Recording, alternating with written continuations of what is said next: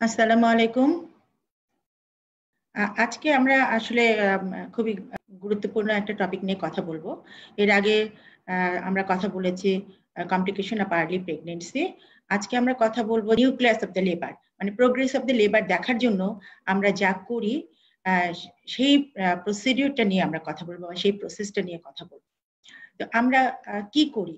আমরা normal delivery বা normal labour বা ভ্যাজিনাল ডেলিভারি যেটাই বলো না কেন, সেটাতে আমরা যেটা করি সেটা হচ্ছে যে আমরা একটা গ্রাফ দেখি, যেটা দেখে আমরা কি করি যে প্রোগ্রেস অফ দ্য লেবারটা কেমন আছে, ম্যাটারনাল কন্ডিশনটা কেমন, ফিটাল কন্ডিশনটা কেমন, সেগুলো কিন্তু সবগুলো একটা শিটে আমরা প্লট করি এবং সেটাকে আমরা বলি হচ্ছে পার্টোগ্রাফ। তো আজকে পার্টোগ্রাফ নিয়ে আমরা কথা বলবো, কারণ পার্টোগ্রাফটা তোমরা জানো যে তোমাদের অসপিতে খুবই ইম্পর্টেন্ট একটা কোশ্চেন থাকে এবং থাকবে। এটা পার্টোগ্রাফটা সাধারণত থাকেই, একটা কোশ্চেন থাকেই তোমাদের পার্টোগ্রাফটা। সেই কোশ্চেনটা হয়তো সিনারিও গুলো ডিফারেন্ট হয়, কিন্তু পার্টোগ্রাফ প্লট করতে হবে, এটা কিন্তু তোমাদের মোটামুটি ফিফথ ইয়ার ফাইনাল পরীক্ষায় তোমাদের থাকবে। সুতরাং তোমাদের পার্টোগ্রাফটা সম্পর্কে খুব ভালোভাবে জানতে হবে, বুঝতে হবে। তো প্রথমেই আমরা আসলে প্রেজেন্টেশনে যাচ্ছি না, আমরা যেটা চাচ্ছি সেটা হচ্ছে যে একটু আমরা আলাপ করে নেই, আলাপ করে নেওয়ার পরে তারপরে আমরা শুরু করব যে কিভাবে আমরা কথাবার্তা বলবো। আমি যে কথাটা বলছিলাম যে কেন শুধুমাত্র যে পরীক্ষার কোশ্চেনের জন্য পড়তে হবে তা কিন্তু না, আমাদেরকে এটা করতে হবে কারণ পাশ করার পরেও এটা আমাদের সবসময় লাগবে। এবং আরো লাগবে যেটা হচ্ছে যে এটা কিন্তু একটা এভিডেন্স, এই এভিডেন্সটা আমাদের হাতে রাখতে হবে। কারণ আমি যখন নর্মাল ডেলিভারি করব তখন এই লেবারটা প্রোগ্রেস করলো কিনা, অথবা প্রোগ্রেস করতে যে কোথাও যে এটা প্রোগ্রেস আর করলো না লেবারটা, অথবা ফিটাল কন্ডিশনটা খারাপ হয়ে গেল, এরকম কন্ডিশনে আমাদেরকে যে এই লেবার প্রোগ্রেস না করার জন্য এই নর্মাল ডেলিভারি থেকে ডেভিয়েট করে আমাদেরকে যে সি সেকশন করতে হচ্ছে বা আদার কোনো প্রসিডিওরে আমরা যাচ্ছি কিনা, সেটা কিন্তু আমার হাতে ডকুমেন্ট হিসেবে থাকছে, এভিডেন্স হিসেবে থাকছে। সুতরাং আমি কিন্তু এটা পরবর্তীতে করতে পারবো। কারণ তোমাদেরকে এখন জানতেই হবে যে আমাদেরকে এভিডেন্স নিয়েই কিন্তু কাজ করতে হবে। উইদাউট এভিডেন্সে কিন্তু আমরা কোনো কিছু বলতে পারবো না। কারণ এটা তোমরা জানোই, আমি এটা নিয়ে আর বলছি না কিছু, এটা তোমরা বুঝেই ফেলেছো নিশ্চয়ই। তো এই জন্যই কিন্তু আমাদের পার্টোগ্রাফ সম্পর্কে খুব ভালোভাবে বুঝতে হবে, জানতে হবে, পড়তে হবে। তো প্রথমে আমরা এখানে যে কথাগুলো আলোচনা করব, আজকে আমরা আলোচনা করব যে পার্টোগ্রাফটা কি, ডেফিনেশনটা কি, পার্টোগ্রাফের কম্পোনেন্ট গুলো কি, এবং পার্টোগ্রাফের ইম্পর্টেন্স কি। ছোট করে যদি আমরা একটু বলি, তারপরে আমরা স্লাইড দেখব। আমরা যেটা বলছি যে পার্টোগ্রাফটা কি, ইট is the graphical representation of the progress of labour as well as the, কি করছি আমরা, ম্যাটারনাল এবং ফিটাল ওয়েলবিংটাও কিন্তু দেখছি। তাহলে graphical representation of the progress of the labour as well as the maternal and fetal wellbeing. তাহলে এটা গেল ডেফিনেশন। ডেফিনেশনের পরে আমরা যা পড়বো সেটা হচ্ছে কম্পোনেন্ট। তোমরা জানো যে মেইন কম্পোনেন্ট থাকছে তিনটাকে, একটা হচ্ছে ফিটাল কম্পোনেন্ট, একটা হচ্ছে ম্যাটারনাল কম্পোনেন্ট, আর একটা হচ্ছে প্রোগ্রেস অফ দ্য লেবার। এই তিনটা কম্পোনেন্টকে আমরা এখানে পড়বো। এখন ফিটাল কম্পোনেন্টের মধ্যে কি কি থাকে? ফিটাল কম্পোনেন্টের মধ্যে আমরা কি দেখি? প্রথমে দেখি হচ্ছে fetal heart rate. Fetal heart রেটটা আমরা প্লট করি কিভাবে? ডট দিয়ে প্লট করি। কতক্ষণ পর পর প্লট করি? এটা 30 মিনিটস পর পর, হাফ এন আওয়ার পর পর আমরা প্লট করি। আর কি দেখি আমরা? ফিটাসের মোল্ডিং দেখি, আর দেখি হচ্ছে যে তার মেমব্রেন রাপচার হয়ে গেলে সেই মেমব্রেনের কালার দেখি। এই তিনটে দেখলাম। ম্যাটারনাল কম্পোনেন্টে কি দেখি আমরা? ম্যাটারনাল পালস দেখি, বিপি দেখি, টেম্পারেচার দেখি, আর দেখি ইউরিন। ইউরিনের আবার কি দেখি? ইউরিনের ভলিউম, ইউরিন আউটপুটটা সেটা কেমন, আর ইউরিনের ভিতরে প্রোটিন, অ্যাসিডন এগুলো যাচ্ছে কিনা সেটা আমরা দেখি। এরপরে যেটা দেখি সেটা হচ্ছে প্রোগ্রেস অফ দ্য লেবার। আসলে প্রোগ্রেস অফ দ্য লেবারের ওখান থেকে কিন্তু আমাদের শুরু করি। তো প্রোগ্রেস অফ দ্য লেবারে আমরা কি দেখি? সার্ভাইকাল ডায়ালিটেশন দেখবো আমরা, আর দেখবো কি ফিটাল ডিসেন্ট, হেডের ডিসেন্টটা, হেড ডিসেন্ট করছে কিনা সেটা দেখবো। আরেকটা দেখবো সেটা হচ্ছে ইউটেরাইন কন্ট্রাকশন। তাহলে প্রোগ্রেস অফ দ্য লেবারেও আমরা যা দেখি সেটা হচ্ছে তিনটা মেইন জিনিস দেখি, সার্ভাইকাল ডায়ালিটেশন দেখি, ডিসেন্ট অফ দ্য হেড দেখি, আরেকটা হচ্ছে ইউটেরাসের কন্ট্রাকশনটা দেখি। তাহলে এই তিনটা কম্পোনেন্ট তোমরা যদি ভালোভাবে শুরু করতে পারো, বুঝতে পারো, তাহলে কিন্তু কাজ করতে পারবে। এখন আমি এই তিনটা মেইন কম্পোনেন্টের কথা বলেছি, কিন্তু প্রথমে যেটা থাকে প্রথম ঘরটাতে, আমি যখন দেখাবো, ছবি দেখাবো, তখন এগুলো আবার বলবো। প্রথম ঘরে কিন্তু থাকে পার্টিকুলারস অফ দ্য পেশেন্ট, সেখান থেকে শুরু, তারপরে ফিটাল কম্পোনেন্ট, তারপরে হচ্ছে প্রোগ্রেস অফ দ্য লেবারের কম্পোনেন্ট গুলো থাকে, তারপরে হচ্ছে ম্যাটারনাল কম্পোনেন্ট থাকছে। তাহলে এইভাবে আমরা কম্পোনেন্ট দেখি। ইম্পর্টেন্স কি, কেন আমরা এই পার্টোগ্রাফটা করতে বলছি? পার্টোগ্রাফটা করতে বলছি এই জন্য যে আমরা দেখতে চাই যে নর্মাল প্রোগ্রেস অফ দ্য লেবারটা ঠিক মতো হচ্ছে কিনা, তাই না? আর কি দেখবো আমরা? আমরা ক্লিনিক্যাল ইম্পর্টেন্স এর কথা বলি। আমরা এই ক্লিনিক্যাল ইম্পর্টেন্সে যে জিনিসগুলো দেখি সেটা হচ্ছে এই নর্মাল লেবারটা, প্রোগ্রেস অফ দ্য লেবারটা কিরকম হচ্ছে সেটা দেখি। আসলে এটা নর্মালি প্রোগ্রেস করছে নাকি নর্মাল লেবারটা প্রোগ্রেস করছে না সেটাকে মেইনলি দেখি। তারপরে যেটা দেখি, আইডেন্টিফাই করি যে এই নর্মাল লেবারটা নর্মালি হবে নাকি এর কোনো ডেভিয়েশন হচ্ছে, তার মানে কোনো রকম কোনো কমপ্লিকেশন হচ্ছে কিনা সেটা আমরা দেখতে পারি, সেটা আমরা জানতে পারি, ডায়াগনোসিস করতে পারি আমরা আর্লি, এবং যদি কোনো কমপ্লিকেশন হয় সেটার আমরা ম্যানেজমেন্ট করতে পারবো, এবং তার জন্য আমাদের এই নর্মাল ডেলিভারির জন্য আমার কোনো অ্যাকশন করতে হবে কিনা, কোনো ওষুধ দিতে হবে কিনা সেটা আমরা বুঝতে পারি। এবং যদি কোনো কমপ্লিকেশন হয় তাহলে সেই কমপ্লিকেশন হলে তার ম্যানেজমেন্ট করব বলেছি আমরা।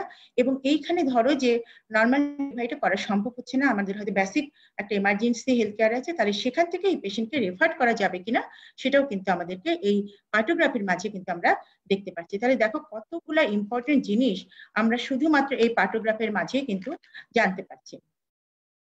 এখন আমরা কিভাবে এই পার্টোগ্রাফটা শুরু করছি? পার্টোগ্রাফ যখন আমরা শুরু করি তখন আমরা কিভাবে শুরু করি? প্রথম পার্টোগ্রাফটা যখন আমরা আচ্ছা আরেকটু বলে নিই যে আমরা পার্টোগ্রাফে কি করছি, আমরা হার্ট রেটটা দেখছি আধা ঘন্টা পর পর, তারপরে আমরা কি দেখি? সার্ভিক্যাল ডাইলেটেশন যে দেখবো, এখান থেকে কিন্তু আমরা শুরু করবো আসলে পার্টোগ্রাফটা। কিন্তু এখানে যে ঘরগুলো আছে, স্কোয়ারগুলো আছে, এটা কিন্তু 1 ঘন্টা করে থাকে, এবং কতগুলোকে আমরা আরো ছোট করে নিয়েছি, হাফ এন আওয়ারের ঘর করে থাকে। এবং সেইখানে আমরা কতগুলো জিনিস আমরা হাফ এন আওয়ার পরে দেখি, এবং কতগুলো জিনিস দেখি আমরা 4 ঘন্টা পরে, কতটা দেখি 2 ঘন্টা পরে। ঠিক আছে, তাহলে কিভাবে কতটা দেখি সেটাও কিন্তু আমরা পরবর্তীতে বলবো। তাহলে আমরা হার্ট রেট দেখছি, মায়ের পালস, বাচ্চার হার্ট রেট, মায়ের পালস এবং ইউটেরাইন কন্ট্রাকশন কিন্তু আমরা হাফ এন আওয়ার পর পর দেখি। বিপি আমরা দেখি কিন্তু 4 আওয়ারলি। ইউরিন ভলিউম যখন মা ইউরিন পাস করবে তখন আমরা দেখি, এবং কোনো ড্রাগ যদি আমরা দেই তাহলে আবার আমরা কিন্তু 2 ঘন্টা পর পর দেখতে পারি। এরকম কিছু নিয়ম আছে যেগুলো আমরা পড়ার সময় আস্তে আস্তে বলতে থাকবো। প্রথমেই যেটা আমরা করি, প্লটিং যখন আমরা করব, সেই প্লটিংটা আমরা প্রথম প্লটিংটা আমরা কিভাবে শুরু করব এটা একটু বলে নিই। প্রথম প্লটিংটা আমরা শুরু করব কিন্তু সার্ভিক্সের ডাইলেটেশন দেখে। তাহলে এখন আমাকে কিন্তু এই কথাটাও বলতে হবে যে সার্ভাইকাল ডাইলেটেশন বলতে আমরা কি বুঝি। তোমরা নিশ্চয়ই জানো যে সার্ভাইকাল ডাইলেটেশন কি, এই কথা নিশ্চয়ই আমাকে বলতে হবে না বেশি। সার্ভাইকাল ডাইলেটেশন মানে কি? সার্ভিক্সটা ডাইলেট করবে, সার্ভিক্সটা একদম বন্ধ থাকে, ক্লোজ থাকে, সেই সার্ভিক্সটা আস্তে আস্তে কি করবে? ডাইলেট করবে। এটাই হচ্ছে সার্ভাইকাল ডাইলেটেশন। তার মানে সার্ভিক্সটা একদম ক্লোজ থাকে, আস্তে আস্তে এটা সেন্টিমিটারে বাড়বে, এবং যখন 10 সেন্টিমিটার হবে তখন আমরা বলবো যেটা ফুলি ডাইলেট সার্ভিক্স। আরেকটা কথা থাকে সেটা হচ্ছে সার্ভাইকাল ইফেসমেন্ট। ইফেসমেন্ট যদিও আমাদের এখন এই পার্টোগ্রাফির মধ্যে কিন্তু ইফেসমেন্টের কোনো ব্যাপার নাই, কিন্তু যখন তুমি পারভেজানাল এক্সামিনেশন করবে তখন কিন্তু তোমার ইফেসমেন্ট কত, কিভাবে তোমার কতটুকু ইফেসমেন্ট আছে, ওটা আমরা পার্সেন্টেজে হিসাব করি। সুতরাং ইফেসমেন্ট এই কথাটাও কিন্তু খুবই ইম্পর্টেন্ট। ইফেসমেন্ট কি? ইফেসমেন্ট হচ্ছে টেকেন আপ, মানে সার্ভিক্সটা তো ছিল, সার্ভিক্সের লেন্থ কত তোমরা জানো, 2.5 সেন্টিমিটার থেকে 3 সেন্টিমিটার ইউজুয়ালি লেন্থ হয় সার্ভিক্সের। তাহলে এই সার্ভিক্সটা কি হবে? আস্তে আস্তে এটা উপরে দিকে করবে, টেকেন আপ হবে। টেকেন আপ কি? তাহলে ইফেসমেন্টের একটা ডেফিনেশন আছে, ডেফিনেশনটা কি? It is the process by which the muscular fibers of the cervix are pulled upwards and merges with the fibers of the lower uterine segment. তাহলে এইখানে মার্চ করবে lower uterine সেগমেন্টের সাথে, তাহলে এটা হবে ইফেসমেন্ট। ছবি আছে আমাদের, পরে দেখাবো। তাহলে দেখো এই জিনিসটা, সার্ভিক্স ডাইলেট করবে আস্তে আস্তে বড় হয়ে, এবং ইফেসমেন্ট যখন হবে এই যে সার্ভিক্সটা ছিল এটা কিন্তু আস্তে আস্তে এটা ছোট হতে থাকবে, মানে শর্টেনিং হবে, শর্টেনিং হবে এবং ডাইলেট করবে। তাহলে এই জিনিসটা হচ্ছে শর্টেনিং হবে এবং আস্তে আস্তে ডাইলেট করবে, তাহলে না সার্ভিক্স ফুলি ডাইলেট হয়ে যাবে, ডাইলেট হয়ে যাবে এবং হচ্ছে ইফেসমেন্টও তার কমপ্লিট হয়ে যাবে। তাহলে সার্ভাইকাল ডাইলেটেশন বুঝতে হবে, ইফেসমেন্ট বুঝতে হবে, এই একটা কথা আমাদেরকে জানতে হবে। আরেকটা কথা যেটা আমরা বলি বাচ্চার বেলায় যে মোল্ডিং, মোল্ডিংটা আমরা বোধহয় পড়বো একটু দেখতে দেখতে, তারপরে একটু বলে নিই এই কথাটা। মোল্ডিংটা কি? মোল্ডিংটা হচ্ছে it is the alteration of the shape of the forecoming head while passing through the resistant birth passage during labor। তাহলে এই অল্টারেশন হচ্ছে কার? এই ফোরকামিং হেড, যে হেডটা আসছিল তার একটু অল্টারেশন হচ্ছে। নর্মালি যেভাবে হেডটা আসে সেভাবে এখানে আসবে না, এখানে আসার সময় তাকে একটু চাপতে হবে, একটু চেপে যেতে হবে, কারণ বার্থ ক্যানেলের ভিতর দিয়ে তাকে বের হতে হবে। সুতরাং সে যে একটু চেপে বের হয়ে আসবে এটাকে বলা হচ্ছে মোল্ডিং। মোল্ডিং এর আবার কতগুলো ভাগ আছে আমরা বলে দেবো সেটা, মোল্ডিং কিভাবে আমরা বুঝি কি বলবো। মোল্ডিং ডিসঅ্যাপিয়ার্স করবে কতক্ষণে, within few hours after birth. এই যে মোল্ডিংটা হচ্ছে এটা কি, যে নর্মালি হেডটা যেরকম থাকে সেইভাবে বের হইতে আসলে কিন্তু দেখা যাবে যে সে বের হয়ে আসতে পারতো না, যার জন্য তাকে একটু চেপে আসতে, এই যে সুচার গুলো আছে তা এই সুচারের যে ফাঁকাটা আছে সেই দিক দিয়ে কিন্তু সে আস্তে করে একটার উপরে একটা একটু ওভারলিপিং হয়, ওভারলিপিং হয়ে আস্তে আস্তে কিন্তু হেডটা বের হয়ে আসতে পারে। এটা একটা ব্যাপার। আমরা কোনো কোনো ক্ষেত্রে ডেলিভারির সময় একটা শব্দ ইউজ করি বাচ্চার মাথা দেখে, বলি ক্যাপুট হচ্ছে কিনা। ক্যাপুট আমরা নর্মাল ডেলিভারিতে ক্যাপুট হলে পরে সেই ক্যাপুটটা আমরা বলি যে ক্যাপুটটা কখন কোন স্টেজ থেকে শুরু হয়েছে, অথবা আর্লি স্টেজে আমরা ক্যাপুট পাচ্ছি কিনা, ফার্স্ট স্টেজে ক্যাপুট পাচ্ছি কিনা, সেকেন্ড স্টেজে কোথায় যে ক্যাপুট হচ্ছে, ক্যাপুটটা বড় হচ্ছে কিনা, এই কথাগুলো কিন্তু আমরা বলে থাকি। তাহলে what is caput? It is the formation of swelling due to stagnation of fluid in the layers of the scalp beneath the girdle of the contact. তাহলে এখানে কি হচ্ছে, এখানে যেটা হচ্ছে যে এই যে স্কাল্পের যে লেয়ারটা আছে এর ভিতরে বাচ্চা যখন বের হতে চেষ্টা করে, বাচ্চার যে মাথাটা বের হচ্ছে এই স্কাল্পের ভিতরে কি হয়, ফ্লুইড অ্যাকুমুলেশন হয়। এই ফ্লুইডটা অ্যাকুমুলেশন হওয়ার জন্য আমরা সেটাকে বলি ক্যাপুট। তাহলে এটাও কিন্তু, এই ক্যাপুটটাও কিন্তু এটা ফিজিওলজিক্যাল, মানে বাচ্চাটা হওয়ার জন্য সেটা হচ্ছে, কিন্তু যদি এই ক্যাপুটটা বড় হতে থাকে তখন আমরা ধরে নেই যে এই বাচ্চাটা নর্মালি সে আসবে না, এই জন্য কিন্তু এইভাবে সে স্ট্যাগনেট হয়েছে, ফ্লুইড কালেক্ট হচ্ছে এবং ক্যাপুটটা বড় হচ্ছে। এটা দেখেও কিন্তু ডায়াগনোসিস করা যায় যে এখানে লিভারটা প্রোগ্রেসটা কেমন হবে, অথবা লিভারটা প্রোগ্রেস করবে কি করবে না। তো এই কতগুলো ব্যাপার আছে, এগুলো একটু জানতে হবে আমাদের নর্মাল ডেলিভারির সময়। আরেকটা হচ্ছে যে আমরা আরেকটা কথা বলি যে কেফাল হেমাটোমা এবং ক্যাপুট, এই দুটার ভিতরে একটু পার্থক্য জানতে হবে। যে কেফাল হেমাটোমা এটা কিন্তু একটা প্যাথোলজিক্যাল কন্ডিশন, কারণ কেফাল হেমাটোমাটা হয় কি, it is the collection of blood in between the pericranium of the flat bones of the skull. তাহলে স্কালের যে ফ্ল্যাট বোন গুলো আছে ওর ভিতরে যখন ব্লাড কালেকশন হচ্ছে তখন আমরা বলি এটা কেফাল হেমাটোমা। তাহলে এটা কি হয়, ইউজুয়ালি এটা ইউনিল্যাটারাল হয় এবং এটা কি হয়, সাধারণত এটা প্যারাইটাল বোনের ওভারে হয়, প্যারাইটাল বোনের উপরে হয়। তাহলে এটা কি হয়, এটা কেন হচ্ছে? কেফাল হেমাটোমা বলছে এটা প্যাথোলজিক্যাল কন্ডিশন, কিন্তু ক্যাপুটটাকে বলছে না এটা প্যাথোলজিক্যাল কন্ডিশন না। এই দুটার ভিতরে পার্থক্যটা একটু জানতে হবে। এখানে কি হয় যে স্মল যে ইমিশিয়ারি ভেইন গুলো আছে, ইমিশিয়ারি ভেইন গুলো, এই ভেইন গুলো রাপচার হয়ে যায়। রাপচার হয়ে যাওয়ার পরে কি হয়, স্কালের এই ভেইন গুলো রাপচার হয়ে যায়, তখন এখানে ব্লাড জমা হয়। কেন হয় এটা? সাধারণত ফ্ল্যাট বোনের একটু ফ্র্যাকচার যদি হয় তাহলে হতে পারে। কেন ফ্র্যাকচারটা হয়? যখন আমরা একটু ডেলিভারিটা করার সময় বাচ্চার মাথায় আঘাত পাই, তাহলে কখন আঘাত পায়? যদি আমরা ফোর্সেপ ডেলিভারি করি সেই সময় যদি আমরা প্রেশারটা বেশি জোরে দিই তাহলে সেই ক্ষেত্রে কিন্তু এই ফ্ল্যাট বোনের ফ্র্যাকচার হওয়ার সম্ভাবনা থাকে, তখন রাপচার হতে পারে, অথবা আরো অনেক কারণ আছে। আর এই জন্য কেফাল হেমাটোমাতে এইটা ব্লাড হয়, ব্লাড আসে, এবং এই জন্য আমরা এটাকে বলি যে প্যাথোলজিক্যাল কন্ডিশন। এবং এটা কি করে, সুচার লাইনের মাঝখানে, সুচার লাইন, দুটো সুচার লাইন দিয়ে তার মাঝখানে কিন্তু এই কেফাল হেমাটোমাটা থাকবে, মানে এটাকে লিমিটেড করা থাকবে সুচার লাইনের ভিতরে। কিন্তু ক্যাপুটে কি হচ্ছে, ক্যাপুটে কিন্তু এরকম কোনো কথা আমরা বলছি না। তাহলে আর আর আর দুটো কথা যেটা বলি সেটা হচ্ছে যে পার্টোগ্রামে যেটা হয় যে অ্যালার্ট লাইন, এবং আরেকটা বলি যেটা হচ্ছে অ্যাকশন লাইন। তাহলে অ্যালার্ট লাইন কোনটা এবং অ্যাকশন লাইন কোনটা সেটাও একটু জানতে হবে। অ্যালার্ট লাইন কি? ইট is the line ড্রন parallel. Alert line হচ্ছে যে লাইনটা শুরু করলাম কোথা থেকে, আমরা সার্ভিক্সের যে ডাইলেটেশন শুরু হচ্ছে সেখান থেকে। ইট is the line ড্রন from the 4 centimetre of the dilatation of the cervix. এবং এখানে কি হচ্ছে যে 4 সেন্টিমিটার ডাইলেটেশন শুরু হচ্ছে, ওখান থেকে শুরু হচ্ছে, শুরু হওয়ার পরে কত দূর যাবে, এটা একদম মানে এটা 10 সেন্টিমিটার পর্যন্ত যাবে, এবং যেটা করতে সময় লাগবে 6 আওয়ার্স। কেননা আমরা জানি যে সার্ভিক্সের ডাইলেটেশন শুরু হবে এবং শুরু হওয়ার এটা প্রোগ্রেস করবে 1 সেন্টিমিটার পার আওয়ার। সুতরাং যদি 4 সেন্টিমিটার থেকে আমরা শুরু করি তাহলে আমাদের কিন্তু টার্গেট থাকবে যে 6 ঘন্টার ভিতরে এটা ফুল ডাইলেটেশন হয়ে যাবে। তাহলে সেটা হচ্ছে অ্যালার্ট লাইন। আর অ্যাকশন লাইন যেটা বলি সেটা হচ্ছে parallel to the alert line. এটা হচ্ছে 4 সেন্টিমিটার অ্যাপার্ট টু দা কি বলে অ্যালার্ট লাইন। তাহলে এই অ্যাকশন লাইন এবং অ্যালার্ট লাইন এটাও আমাদেরকে কিন্তু ভালো করে জানতে হবে এবং বুঝতে হবে। তাহলে অ্যালার্ট লাইন হচ্ছে 4 সেন্টিমিটার ডাইলেটেশন হলো তখন থেকে শুরু হলো অ্যালার্ট লাইন, এবং এটা একেবারে 10 সেন্টিমিটার হবে এবং এটা শেষ হবে যে 6 ঘন্টা পরে। আর অ্যাকশন লাইন যেটা সেটা কিন্তু এটা প্যারালাল হচ্ছে এবং এটা থাকছে 4 আওয়ার্স অ্যাপার্ট। এখন এটা ইম্পর্টেন্ট, অ্যালার্ট লাইনের উপরে যদি তোমার প্লট যায় তাহলে এটা বুঝতে হবে ভালো, অ্যালার্ট লাইনের বামেও যদি যায় তাহলে বুঝতে হবে যে ভালোভাবে প্রোগ্রেস করছে।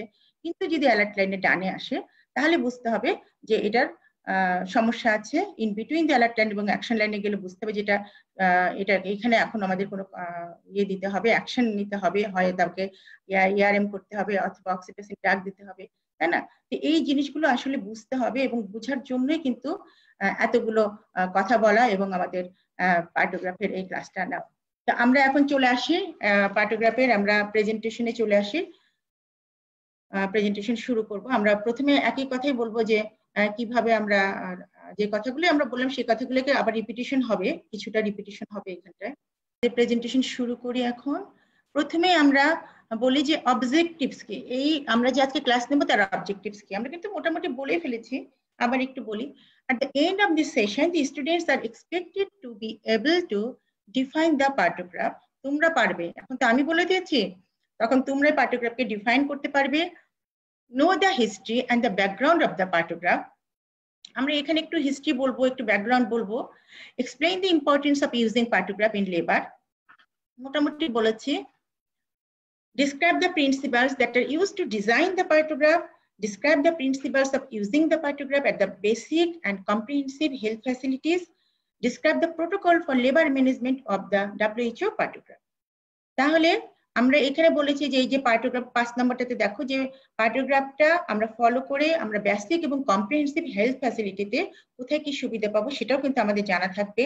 এবং যদি পার্টোগ্রাফটা করতে যে কোনো কমপ্লিকেশন হয় তাহলে বেসিক হেলথ ফ্যাসিলিটি থেকে এটাকে কম্প্রিহেনসিভ হেলথ ফ্যাসিলিটিতে পাঠাতে হবে, সেটাও আমাদেরকে রেফার করতে হবে এবং আমাদেরকে জানতে হবে আসলে যে কখন আমাকে এই কেসটা রেফার করতে হবে। সো কতগুলো জিনিস জানতে হবে, এটা আসলে খুবই ইম্পর্টেন্ট। পার্টোগ্রাফের ডেফিনিশন, এটা আমরা বলেছি অলরেডি যে it is a composite graphical record of cervical dilatation and descent of head against duration of labor in hours. It also gives information about fetal and maternal condition which are all recorded in a single sheet of paper. ওকে, এটা কত important একটা ব্যাপার যে এই যে fetal, maternal এবং progress of the labour সবকিছু কিন্তু আমরা একটা শীটে রাখছি, যে শীটটা শুধুমাত্র একটা সিঙ্গেল শীট দেখলে কিন্তু বোঝা যায় যে কি বলছে, শীটটা থেকে আমরা একেবারে ডায়াগনোসিস করতে পারি যে আসলে কি বলছে। এখানে বলছে 1954 ফ্রাইডম্যান ফার্স্ট এটাকে ডিভাইস করেছে। Use of পার্টোগ্রাফ, it offers an objective basis for overtime monitoring the progress of the labor, maternal and fetal well-being.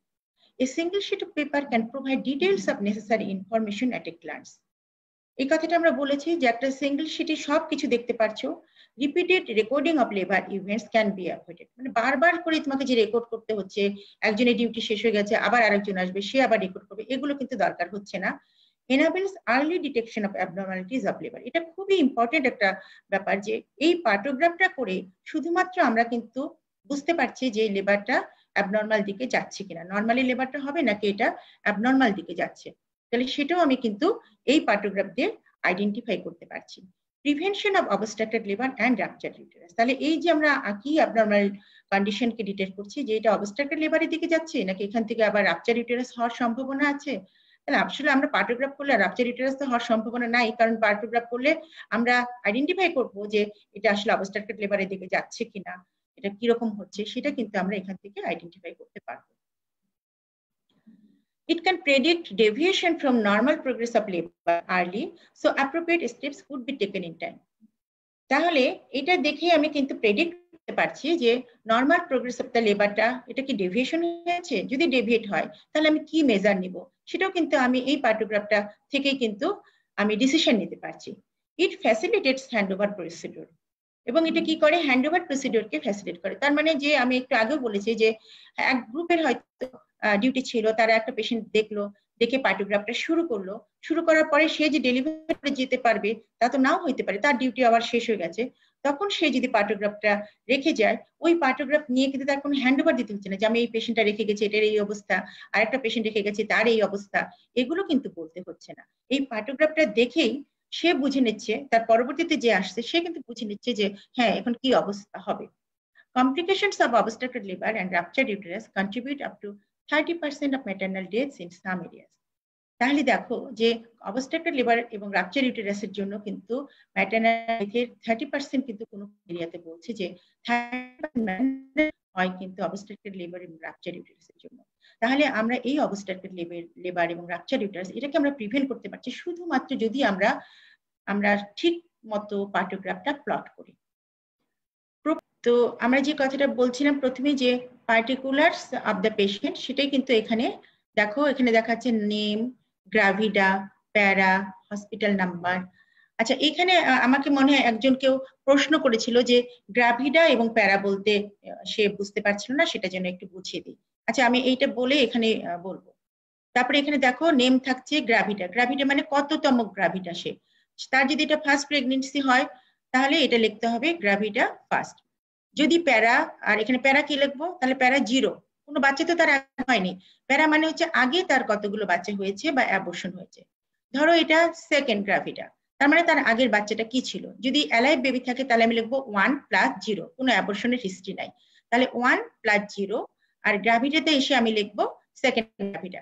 কিন্তু ধরো যদি তার কোনো লিভিং ইস্যু না থাকে কিন্তু একটা অ্যাবর্শন হয়েছিল, তাহলে আমি লিখবো প্যারা 0 + 1, গ্রাভিডা কিন্তু সেকেন্ড।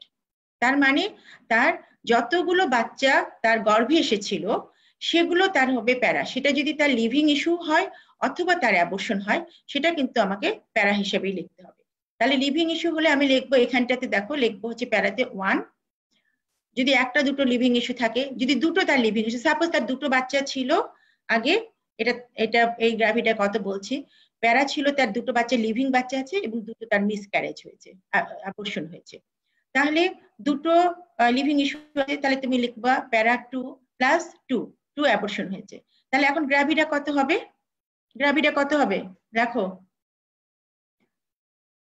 হসপিটাল নাম্বার লিখবো, এখানে ডেট অফ অ্যাডমিশন লিখবো, টাইম অফ অ্যাডমিশন কখন কোন টাইমে হলো, এবং দেখো রাপচার অফ দ্য মেমব্রেন থাকলে রাপচার মেমব্রেন কখন হয়েছে সেটা এই আওয়ার্সে লিখতে হবে। রাপচার মেমব্রেন থাকলে এটা লিখবো এবং তারপরে আওয়ার্স কখন শুরু হয়েছে সেই আওয়ার্সটা আমাকে লিখতে হবে।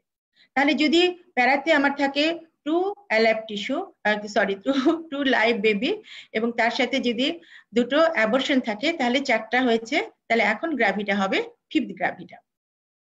ঠিক আছে, লিখেছো তোমরা? ম্যাডাম সালাম আলাইকুম।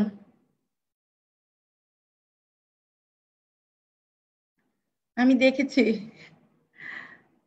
আচ্ছা, এরপরে আমরা যেটা পড়বো সেটা হচ্ছে ফিটাল হার্ট রেট।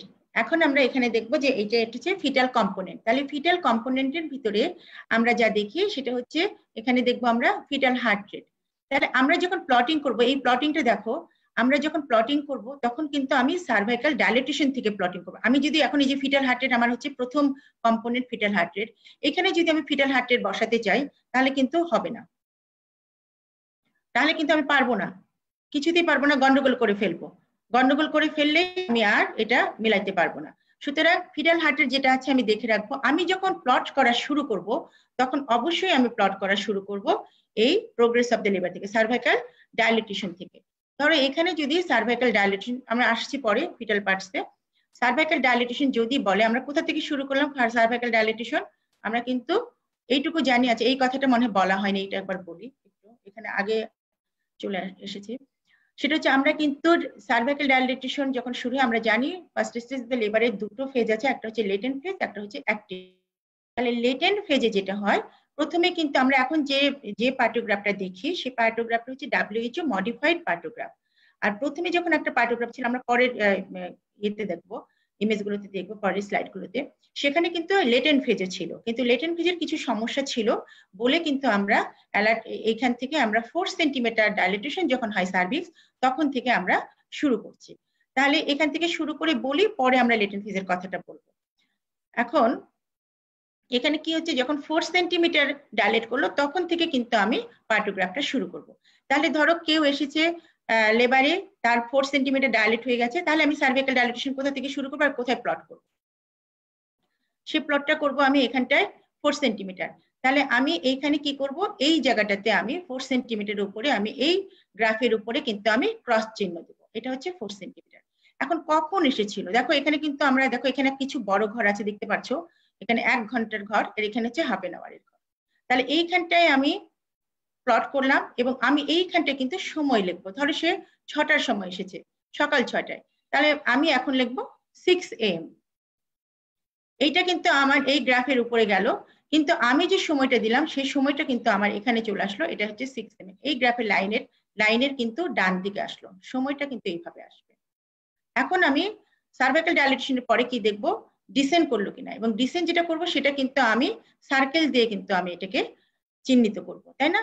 তাহলে আমি সার্ভাইকাল ডাইলেটেশন করব ক্রস, আর আমি ডিসেন্টটাকে করব প্লট করব হচ্ছে আমি সার্কেল দিয়ে, আর এখানে তো সময় লিখলাম। এই তাহলে এইটা যখন আমি সার্ভাইকাল ডাইলেটেশন প্লট করতে পারলাম, তখন কিন্তু আমি এখানে এসে আমি কিন্তু ফিটাল হার্ট রেটও আমি প্লট করতে পারবো, এবং ফিটাল হার্ট রেটটা আমি প্লট করব হচ্ছে ডট দিয়ে। সাধারণত ফিটাল হার্ট রেটটা আমরা ঘরের মধ্যেই করি, এখানে আমি ডট দিয়ে ফিটাল হার্ট রেটটা প্লট করব। এরপরে আমি যে এটা প্লট করব সেটা হচ্ছে অ্যামনিওটিক ফ্লুইড। অ্যামনিওটিক ফ্লুইডটা কি অবস্থায়, সেটা রাপচার হয়ে গেছে কিনা, রাপচার হয়ে গেলে তার কালার কেমন, কি অবস্থায় আছে, ক্লিয়ার আছে নাকি তার ব্লাড স্টেইন আছে কিরকম, সেই কালারটা আমি এখানে কিন্তু ঘরের মধ্যে কিন্তু আমি এটা প্লট করব। তারপরে এখানে হচ্ছে মোল্ডিং, এইটা কিন্তু আমি আলাদা আলাদা করে আবার পরে দেখাবো। মোল্ডিং হলে সেটা কিরকম হয়, 1+ হয়, 2+ হয়, সেই মোল্ডিংটা আমি অ্যাসেস করে আবার এখানে কিন্তু আমি প্লট করব, এবং এখানটা আমি এই জায়গাটাতে আমি সেটা চিহ্ন দেব, 1+ হলে 1+ দেবো, এটা কিন্তু ঘরের মধ্যেই করব। আচ্ছা, তারপরে আসলো ইউটেরাইন কন্ট্রাকশন। এখানে যখন ইউটেরাইন কন্ট্রাকশন আসে, তখন ইউটেরাইন কন্ট্রাকশনটা আমরা সাধারণত লেবারে আসলে আমরা কি করি, কাউন্ট করি, আমরা 10 মিনিটে কয়বার ইউটেরাসে কন্ট্রাকশনটা হয় সেটা আমরা দেখি, এবং সেই কন্ট্রাকশনের কতক্ষণ পর্যন্ত স্টে করে সেটা দেখে আমরা কিন্তু এখানে একটা মার্কিং করি, প্লট করি। তারপরে এখানে maternal pulse, BP, urine volume, temperature, এগুলো আমরা দেখতে থাকি। এখন আমরা যে পালসটা দেখবো, এখানটা পালসটা কিন্তু আমরা এখানে প্লট করব, এবং বিপি যেটা দেখবো সেই বিপিটা কিন্তু আমরা আসলে এই ঘরের মধ্যে, এটা কিন্তু ডান দিকেই আসবে, ঘরের মধ্যে কিন্তু আমরা বিপিটা দেখবো। ধরো বিপি আছে হচ্ছে 120/70, তাহলে এখানে 4 সেন্টিমিটার ডাইলেটেশন, আমি কিন্তু এই জায়গাটায় মাঝখানের ঘরে এখানে কিন্তু প্লট করব, তাহলে কিন্তু কোনো সমস্যা নাই, এখানে তুমি পালস দিবে, এখানে তুমি বিপি দিলে কোনো প্রবলেম নাই। তারপরে আমরা ইউরিন দেখলাম, তাই না? এগুলো আমরা পরে আস্তে আস্তে করে বলি। তাহলে আমার মনে হয় পার্টোগ্রাফের এই জিনিসটা বুঝতে পেরেছো নিশ্চয়ই। এখানে আমার মনে হয় ক্লিয়ার হওয়ার কথা, কারণ পার্টিকুলার্স বলেছি আমরা, এইটুকু নিয়ে যেটুকু বলেছি এরপর থেকে আমরা আলাদা আলাদা করে কিন্তু একটু একটু করে আগাতে থাকবো। পার্টোগ্রাফ প্র্যাকটিক্যাল ভ্যালু অফ ইউজিং, এটা হচ্ছে আমরা বলেছি যেটা এভিডেন্স বেসড রিপোর্ট একটা, সেই জন্য আমাদের এটা effectiveness in monitoring of the labour, যেহেতু আমাদের একটা এভিডেন্স বেসড রিপোর্ট, এটা মনিটর করার জন্য, লেবার মনিটর করার জন্য খুবই ইফেক্টিভ একটা জিনিস। WHO যে এই যে মডিফাইড যে আমরা বলছি WHO পার্টোগ্রাফ, সেটা কিন্তু শুরু হয়েছে 1994-এ, এবং তারা কিন্তু রিকমেন্ড করেছে যে প্রত্যেকটা লেবার ওয়ার্ডে এবং প্রত্যেক উইমেনের জন্য কিন্তু এই পার্টোগ্রাফটা দরকার। সুতরাং সবাইকে এনশিওর করতে হবে, যারা এখন কাজ করো, যারা মেডিকেল অফিসার আছো, সবাইকে নর্মাল ডেলিভারি জন্য যখন পেশেন্টকে রেডি করছো বা পেশেন্ট আসছে, তখন কিন্তু অবশ্যই শীটের সাথে তোমাদের ওই ফাইলের সাথে কিন্তু এই পার্টোগ্রাফটা অবশ্যই অ্যাড করতে হবে। অনেক জায়গায় তোমরা কাজ করো, কিন্তু কখনো কখনো দেখা যায় যে কাগজের স্বল্পতার জন্য বা অ্যাভেলেবল থাকে না, তখন দেখা যায় যে পার্টোগ্রাফটা তোমরা ঠিকঠাক মতো মনিটরিং করো না। আরেকটি ইম্পর্টেন্ট কথা, যে এই পার্টোগ্রাফ মনিটরিং কিন্তু যখন পেশেন্ট আসবে, যখন শুরু করবে তখন থেকে, এটা কিন্তু কোনো উপায় নাই যে ম্যাডাম বলেছেন পার্টোগ্রাফ করে রাখতে, সুতরাং পেশেন্টের ডেলিভারি হয়ে গেছে তারপরে আমি একটা পার্টোগ্রাফ রেডি করে তারপরে আমি দিলাম, এরকম কিন্তু এটা কিন্তু কোনো অবকাশ নাই। কারণ তোমাদের নিজেদেরকে সেফ থাকতে হলে অবশ্যই পার্টোগ্রাফটা করতে হবে, এবং প্রত্যেকটা ফাইলের সাথে এই পার্টোগ্রাফ থাকা উচিত। যে কথাটা আমরা একটু আগেও বলেছি যে অ্যালার্ট লাইন এবং অ্যাকশন লাইন, এই দুটো খুবই ইম্পর্টেন্ট ব্যাপার, কারণ অ্যালার্ট লাইন এবং অ্যাকশন লাইনের উপরেই কিন্তু ডিসিশন নিতে হয় যে আমাদের পরবর্তী প্রোগ্রেস অফ লেবারটা কেমন হচ্ছে। The alert line goes from 4 to 10 centimeter and corresponds to an average dilatation rate of 1 centimeter per hour. তাহলে আমরা বলেছি না, অ্যালার্ট লাইনটা আমরা বলেছি যে 4 সেন্টিমিটার থেকে শুরু হয় এবং 10 সেন্টিমিটার পর্যন্ত যাবে, এবং আমরা কিন্তু সার্ভাইকাল ডাইলেটেশন বলেছি যে সার্ভিক্সটা কিভাবে ডাইলেট করে, এবং প্রাইমের ক্ষেত্রে সার্ভিক্সটা সাধারণত ডাইলেট করে হচ্ছে 1 সেন্টিমিটার পার আওয়ার, এবং মাল্টির ক্ষেত্রে একটু আর্লি হয় প্রোগ্রেস করে, সেটা হচ্ছে 1.5 সেন্টিমিটার পার আওয়ার। তো এটাও আমাদেরকে একটু জানতে হবে।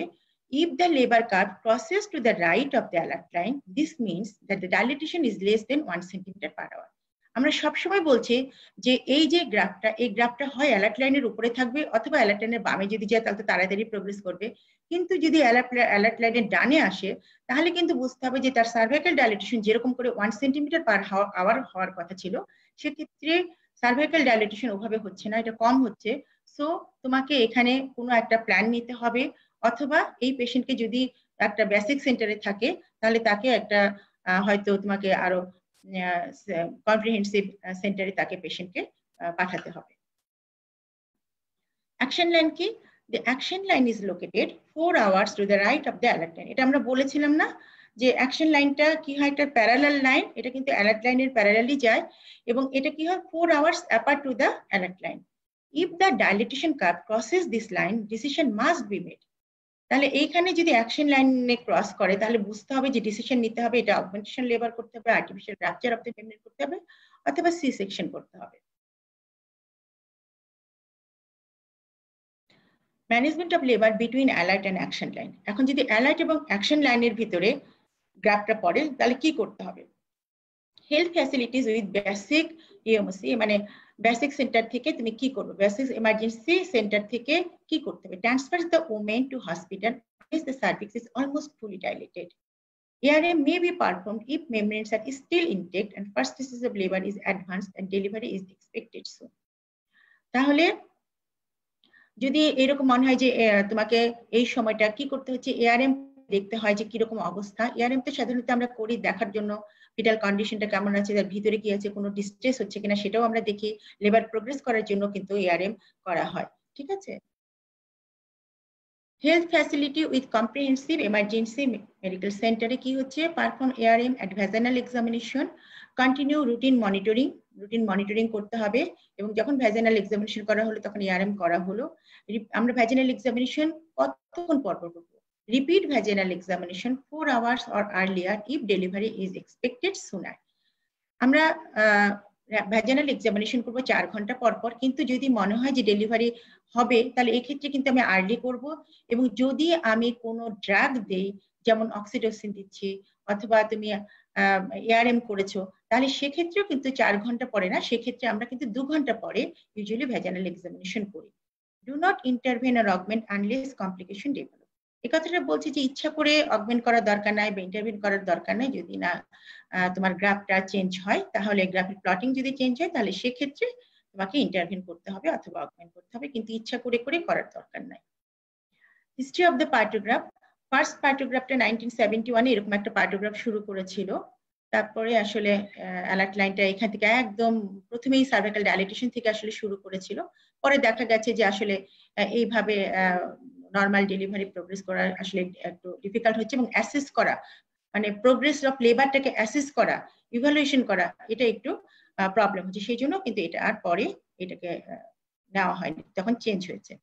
এরপরে দেখো এখানটাতে এটা আর একটা পার্টোগ্রাফ যেটা পরে শুরু হলো, সেখানে দেখো লেটেন্ট ফেজ আছে এবং এখান থেকে শুরু হয়েছে অ্যাক্টিভ ফেজ। এখান থেকে শুরু হয়েছে, এখান থেকে আমরা অ্যালার্ট লাইন করছি।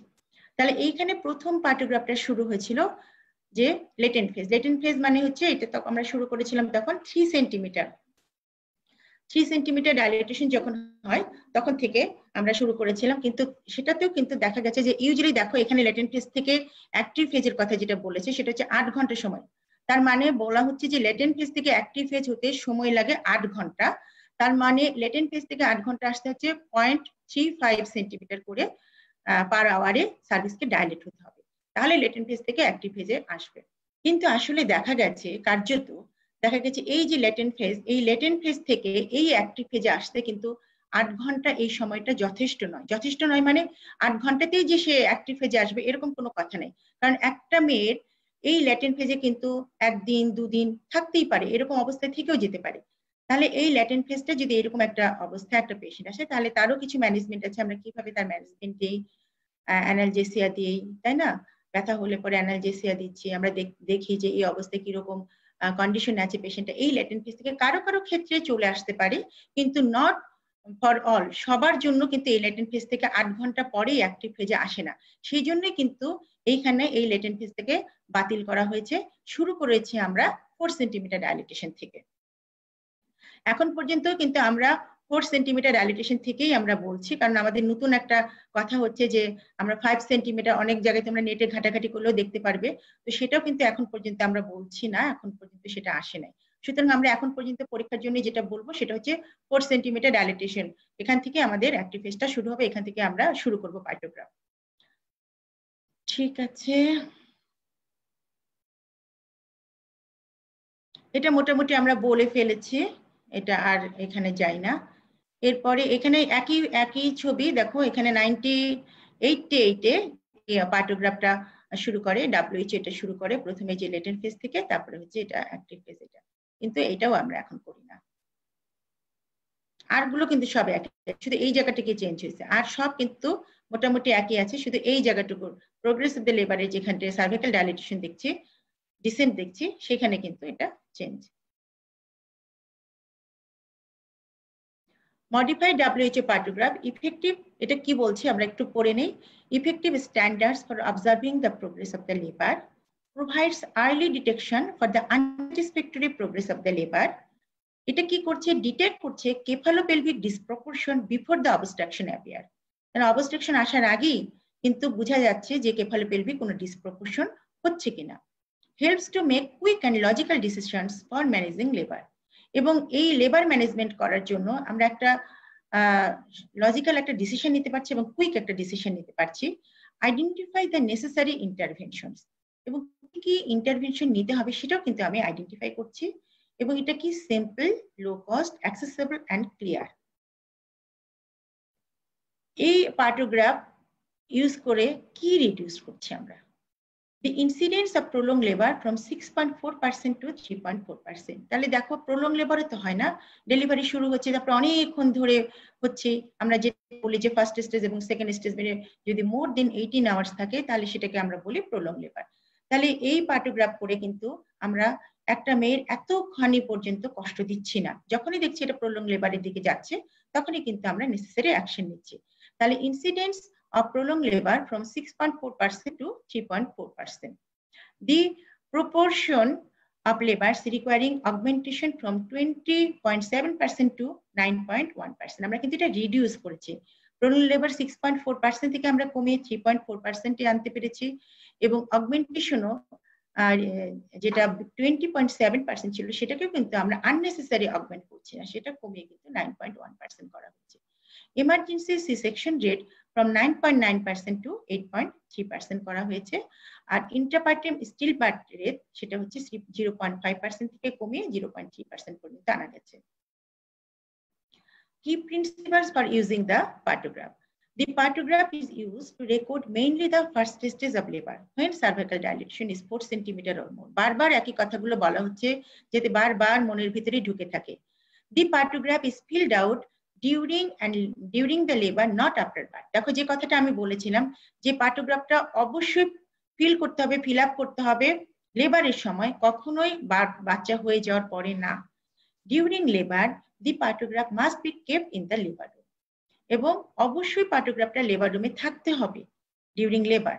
পার্টোগ্রাফ is filled in and interpreted by trained personnel, midwife or obstetrician, এবং অবশ্যই আমরা যখন এই পার্টোগ্রাফ ফিল আপ করতে বলি তখন তাকে অবশ্যই, ডাক্তাররা তো জানি, এবং মিডওয়াইফ যারা থাকে তাদেরকেও ট্রেনিং দিয়ে রাখা হয়, এবং যদি কোনো সিস্টাররা করে, FWVরা করে, তাই না, ওদের তো সেন্টার আছে তারা সেখানে করে, তাদের সবাইকে কিন্তু পার্টোগ্রাফ পূরণ করার জন্য তাদেরকে ট্রেন আপ করা হয়, তারা জানে মোটামুটি। Filling in the partograph should be stopped when complication requires urgent delivery arise. যখন একটা ডেলিভারি আর্জেন্ট কোনো প্রসিডিওরে যেতে হচ্ছে, কোনো কিছু নেসেসারি কোনো ব্যাপারে আমাদেরকে যেতে হচ্ছে, তখন কি করছি আমরা, পার্টোগ্রাফটা আমরা বন্ধ করছি। এখন এখানে আমরা আলাদা আলাদা করে প্রত্যেকটা জিনিস আবার দেখিয়েছি, দেখো এখানে মাদার ইনফরমেশন, মানে প্রথমে যেটা বলা হয়েছে সেটা হচ্ছে এই যে আমরা যেটা বললাম যে পার্টিকুলারস অফ দ্য পেশেন্ট, যেটা বলেছে সেটাতে মাদারেরও কিছু ইনফরমেশন আছে, এই জন্য এইভাবে মাদার ইনফরমেশন লেখা হচ্ছে। এখানে দেখো ফিটাল ওয়েলবিং, এটা ফিটাল পার্টস আবার লেখা হচ্ছে। ফিটাল পার্টস এর মধ্যে আমরা ফিটাল হার্ট রেট দেখি, ক্যারেক্টার অফ দ্য লাইকার দেখি, মোল্ডিং দেখি, এই যে এই দুটা আলাদা আলাদা ঘর। এরপরে আমরা লেবার প্রোগ্রেস দেখছি, ডাইলেটেশন দেখছি, ডিসেন্ট দেখছি, ইউটেরাইন কন্ট্রাকশন দেখছি। তারপরে কি দেখছি আমরা, এটা হচ্ছে ইউটেরাইন কন্ট্রাকশনের ঘর। এখানে আমরা কিভাবে দেখি সেটা আমরা পরের স্লাইডে আমরা এটাকে বলবো। তারপরে আমরা যে মেডিকেশন দেই, সেই মেডিকেশন যে দেই তার একটা আলাদা ঘর থাকে, সেখানে আমরা কি দিচ্ছি সে কিন্তু আমরা এটা লিখেও রাখতে পারি, পাশেও লিখে রাখতে পারি। আর ম্যাটারনাল ওয়েলবিং দিচ্ছি, এই যেখানে আমরা ড্রাগ কি ইউজ করছি সেটা আইভি দিচ্ছি কিনা আমরা এই ঘরে ছোট ছোট করে লিখে রাখতে পারি। অথবা কেউ যদি এখানে লিখতে না পারে সে কিন্তু এই পাশেও যদি লিখে তাহলেও কোনো সমস্যা নেই, তবে এখানে লিখতে পারলে ভালো। ম্যাটারনাল ওয়েলবিং আমরা দেখি, আমরা বলেছি এটা পালস দেখি, ব্লাড প্রেশার দেখি, টেম্পারেচার দেখি, ইউরিনে অ্যালবুমিন, গ্লুকোজ, অ্যাসিটোন, ইউরিন আউটপুটে ইউরিন ভলিউমটা দেখি। এভাবে আমরা প্রত্যেকটা জিনিস দেখে আসবো। এখন পার্টিগ্রাফের মাদার ইনফরমেশন মানে পার্টিকুলারস অফ দ্য পেশেন্ট, যেটা আমরা আগে বলে এসেছি সেটা আমার মনে হয় আর বলতে হবে না। এখানে একটু দেখেছে যে শর্ট অ্যান্টিনেটাল হিস্ট্রি, যদি কোনো হিস্ট্রি লিখতে চায় কেউ তাহলে সেখানটা একটু শর্ট করে লিখে রাখতে পারে।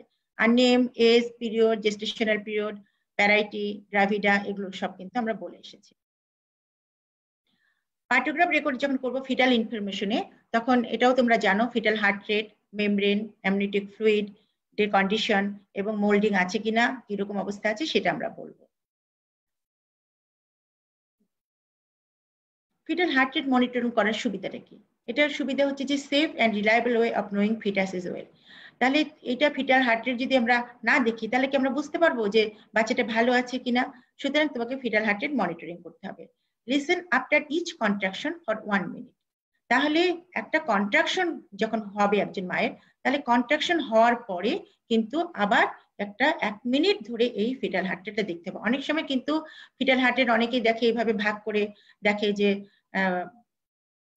তোমরা মিনিটে 60 মিনিট পুরাটাই 60 সেকেন্ড না দেখে তোমরা ভাগ করে করে দেখো অনেক সময়, দেখে তারপরে হয়তো দেখলা যে তারপরে বলো। এইভাবে না বলে আসলে তোমাকে 1 মিনিট আসলে এটা দেখে তারপরে আমাকে হিসাব করে বলতে হবে যে আসলে কতটুকু তার হার্ট রেট কতটুকু আছে সেটা দেখতে হবে। রেকর্ডেড হাফ আওয়ারলি, আমরা বলেছি যে একটা স্কোয়ার হচ্ছে হাফ আওয়ার, একটা স্কোয়ার, সেই হাফ আওয়ারলি দেখে তারপরে আমাকে কিন্তু ডট করে প্লট করতে হবে ফিটাল হার্ট রেটটা। তাহলে আমাকে ফিটাল হার্ট রেটটা অবশ্যই দেখতে হবে এবং প্রত্যেকটা কন্ট্রাকশন ওভার করার পরে ফিটাল হার্ট রেট দেখতে হবে এবং 1 মিনিট ধরেই ফিটাল হার্ট রেটটা দেখতে হবে এবং দেখার পরে আমি প্লট করব কোথায়, হাফ আওয়ারলি আমি প্লট করব ছোট্ট আমার যে ঘরটা আছে সেখানে আমি ডট চিহ্ন দিয়ে। Character of the amniotic fluid, character of the amniotic fluid যখন আমরা দেখছি সেটা কি করে, state of liquor can assess in monitoring foetal condition, তাই না? কারণ আমরা লাইকারের তো কালার দেখে ফিটাল কন্ডিশনটা বুঝতে পারি। তাহলে মেমব্রেন ইনট্যাক্ট যদি থাকে তাহলে আমরা সেখানে রেকর্ড করব আই দিয়ে। মেমব্রেন ইনট্যাক্ট আমরা রেকর্ড করছি আই, তার মানে আই দিলেই বোঝা যাবে যে মেমব্রেন রাপচার হয়নি, মেমব্রেনটা ইনট্যাক্ট আছে। কিন্তু মেমব্রেন যদি রাপচার হয়ে যায় তাহলে আমি সেখানে কি দেখবো, রাপচার হয়ে গেলে দেখবো যে লাইকারের কালারটা কেমন। যদি কালারটা ভালো থাকে তাহলে সেখানে আমি প্লট করব, লিখবো আমি এখানে কিন্তু ঘরের মধ্যে লিখতে হবে, লিখবো আমি সি। মিরকোনিয়াম স্টেন যদি হয় তাহলে আমি লিখবো এম, এম দিলেই বোঝা যাবে যেটা মিরকোনিয়াম স্টেন লাইকার। যদি লাইকারই দেখলাম না, পেলামই না হাতে কিছু, তাহলে আমি লিখবো যে অ্যাবসেন্ট। আর যদি ব্লাডি লাইকার হয়, ব্লাড আসে, তাহলে সেক্ষেত্রে আমি লিখবো হচ্ছে বি। এগুলো কিন্তু এখানে কিন্তু প্লট না, এখানে কিন্তু লিখতে হবে, ছোট্ট যে ঘরটা আছে সেখানে আমাকে ওইভাবে লিখতে হবে। Moulding of the foetal skull provides information about the adequacy of the pelvis to accommodate fetal head. Record the degree of molding. এখন বোন যদি সেপারেট থাকে, মোল্ডিং হয়নি, বোনটা সেপারেটেড হয়ে আছে, তাহলে সেক্ষেত্রে আমি লিখবো 0। যদি বোন টাচ করে but can be separated, touch করছে কিন্তু সেপারেটেড হবে, তাহলে সেক্ষেত্রে আমি লিখবো 1+। বোনটা একটার উপরে আরেকটা ওভারলিপিং করেছে, তাহলে আমি সেখানে লিখবো 2+। বোন একটার সাথে একটা এত ওভারলিপিং করছে, সিভিয়ারলি ওভারলিপিং করছে এবং সেটা আলাদা করা যাচ্ছে না, তাহলে এটা কিন্তু ভালো না, তাহলে সেখানে আমি লিখবো 3+। তাহলে এইভাবে আমরা কিন্তু মোল্ডিংটা দেখি এবং কেউ 0, 1+, 2+, 3+ দিয়ে আমরা সেখানে লিখে থাকি, প্লট করি। দেখো এখানে ছবি দিয়েছে মোল্ডিং এর, এটা দেখো,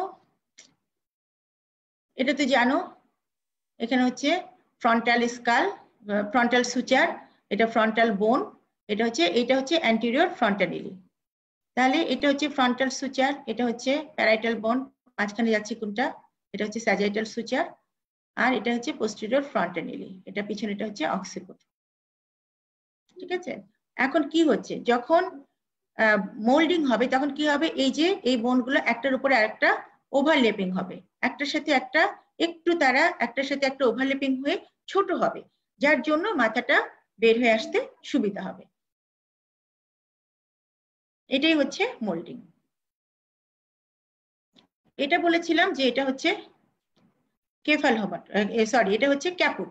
এই যে বাচ্চাটা যখন আসছে অনেকক্ষণ যদি থাকে বাচ্চাটা, তখন এইখানে যে তার একটা স্কিন, যে লুজ স্কিনটা, এইখানে কিছু ফ্লুইড এখানে কালেকশন হয়, সেটাই হচ্ছে ক্যাপুট। এই ক্যাপুট আমরা বলেছি যে একটু ক্যাপুটটা বড় যদি হয় তাহলে দেখা যাচ্ছে যে হেডটা নামছে না, শুধু ক্যাপুটটাই নামছে, তাহলে সেক্ষেত্রেও কিন্তু আমরা আইডেন্টিফাই করি যে না, এটা নর্মাল ডেলিভারি হওয়া সম্ভব না, কারণ হেড কিন্তু তার এখানটায়, কিন্তু শুধু ক্যাপুটটাই নামছে, সুতরাং এখানে পসিবল না। কিন্তু যদি ছোট ক্যাপুট হয় তাহলে কিন্তু ডেলিভারি করা সম্ভব। এখানে দেখো আমরা প্লটিং করছি। এই যে এখানে আমরা দেখো প্রথমে ছিল হার্ট রেট 140, এখানে 140 হার্ট রেটে প্লটিং হলো একটা ডট দিয়ে, তারপরে আবার আসলো 130, এখানে একটা ডট হাফ আওয়ার পর পর দেখো, তারপরে আবার 130, সেটাই দেখো কিভাবে প্লটিং হয়েছে, আবার গেল 140, এইভাবে কিন্তু প্লটিং করে আমরা আসতে পারি। আমরা যদি প্লটিং করার পরে তুমি যদি এটা এইভাবে যদি লাইন টেনে দাও তাহলেও হবে, যদি না দাও তাহলেও আমার মনে হয় না কোনো সমস্যা হওয়ার কথা, কারণ তুমি যে প্লট করে আসছো সেটাই যথেষ্ট, সেটাই আমরা বুঝিনি। এখন অ্যামনিওটিক ফ্লুইডের কি হয়, আর এই জন্য তোমরা আসলে স্কেল ব্যবহার করে স্কেল দিয়ে দিও, এটা টেনে এভাবে আনতে পারো যদি সময় পাও। অ্যামনিওটিক ফ্লুইডে আমরা বলেছি যদি ইনট্যাক্ট থাকে, এই যে দেখো এখানে আই লিখবো, এই ঘরের মধ্যে লিখবো, যদি মেমব্রেন মিউকোনিয়াম হয় তাহলে আমরা এখানে এম লিখবো, ব্লাড হলে ব্লাড লিখবো, ঠিক আছে, ক্লিয়ার হলে সি লিখবো, তাহলে এটা কিন্তু এই ঘরের মধ্যেই লিখতে হবে। আর এই যে মোল্ডিং এর কথা, মোল্ডিং এ যদি 0 হয় তাহলেও এটা ঘরের মধ্যে লিখবো, যদি 1+ হয় তাহলে 1+। তাহলে সেগুলো কিন্তু আমরা কিভাবে লিখবো, আগে আমাদের সার্ভাইকাল ডাইলেটেশন করে আসতে হবে, সার্ভাইকাল ডাইলেটেশন যেখানে হয়েছে সেখান থেকে ধরে ধরে আমাকে এই জিনিসগুলো কিন্তু আঁকতে হবে। তাহলে আমরা এটা বলেছি যে আমরা dilatation of the cervix plot করি এক্স অ্যাক্সিসে এবং ডিসেন্ট প্লট করি ও অ্যাক্সিসে। এক্স দিয়ে করি, আসলে আমরা এটা এটা এইভাবে না বলে আমরা যদি বলি যে আমরা ডাইলেটেশন অফ দ্য সার্ভিক্সটা কি করি, আমরা ডাইলেটেশন অফ দ্য সার্ভিক্সটা করি আমরা এইভাবে, আর এটা করি আমরা সার্কেল করে, তাই না, এটা করি আমরা এক্স দিয়ে, আর এটা করি আমরা সার্কেল করে।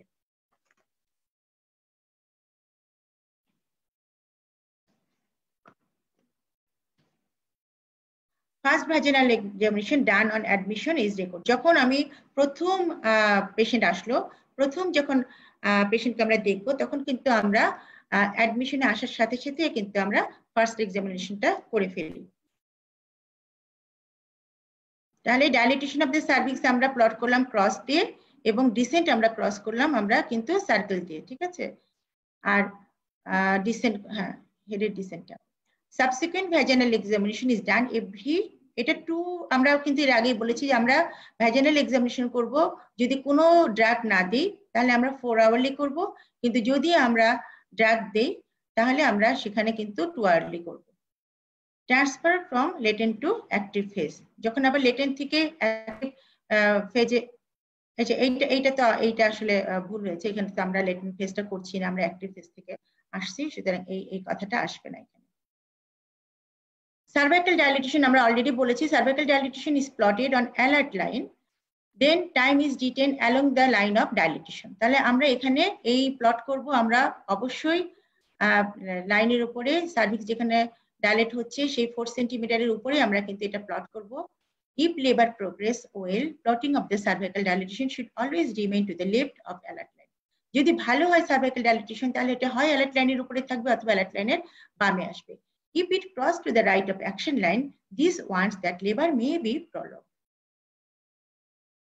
এই যে আমরা ছবি দেখাই একটু, আমরা সার্ভাইকাল ডাইলেটেশন ইফাসমেন্ট এর ছবিটা আমরা একটু বলেছিলাম আমরা না, লেবারের আগে কি থাকে 0% ইফেসমেন্ট না, এখানে কোনো ইফেস্ট হয়নি, সার্ভিক্সের লেন্থটা দেখো কি সুন্দর আছে, এখানে কোনো ডাইলেটেশন নেই, আর্লি ইফেসমেন্ট।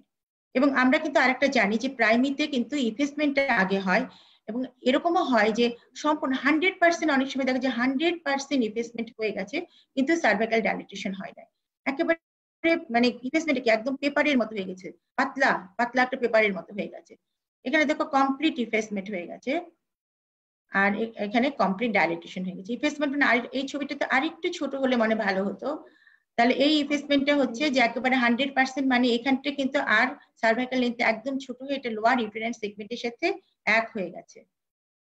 এখানে দেখো এই ছবিটা বেশি ভালো আছে। এখানে সার্ভিক্সের কোনো ইফেসমেন্ট নাই, সার্ভিক্যাল লেন্থটা আছে একই রকম এবং সার্ভাইকাল কোনো ডাইলেটেশন নাই। এখানে পার্টলি দেখো এটা ছোট হয়েছে, এই ছবিটা কিন্তু আসলে বেশি সুন্দর। সার্ভাইকাল ইফেসমেন্ট হয়েছে, দেখো সার্ভাইকাল লেন্থটা ছোট হতে শুরু করেছে এবং সার্ভাইকাল ডাইলেটেশনও কিন্তু হওয়া শুরু করেছে। তারপরে এখানে দেখো একেবারে এটা কিন্তু ফুললি ইফেস্ট, একদম ইফেস্ট, একদম ছোট হয়ে এটা দেখো লোয়ার ইউটেরাইন সেগমেন্টের সাথে কি সুন্দর করে মিলে গেছে। এখানে সার্ভিস কিন্তু ডাইলেট অতখানি হয় নাই, ডাইলেট হচ্ছে। এখানে আমরা বলেছি যে এই ছবিটাতে দেখা যাচ্ছে এখানে কিন্তু ফুল ডাইলেটেশন নাই, সার্ভিক্স ডাইলেট হয়েছে 8 সেন্টিমিটার, এখনো কিন্তু তার 2 সেন্টিমিটার সার্ভিক্স ডাইলেট হওয়া বাদ যাচ্ছে। তার মানে 10 সেন্টিমিটার ডাইলেটেশন না হওয়া পর্যন্ত কিন্তু একটা বেবি কিছুতেই আসতে পারবে না।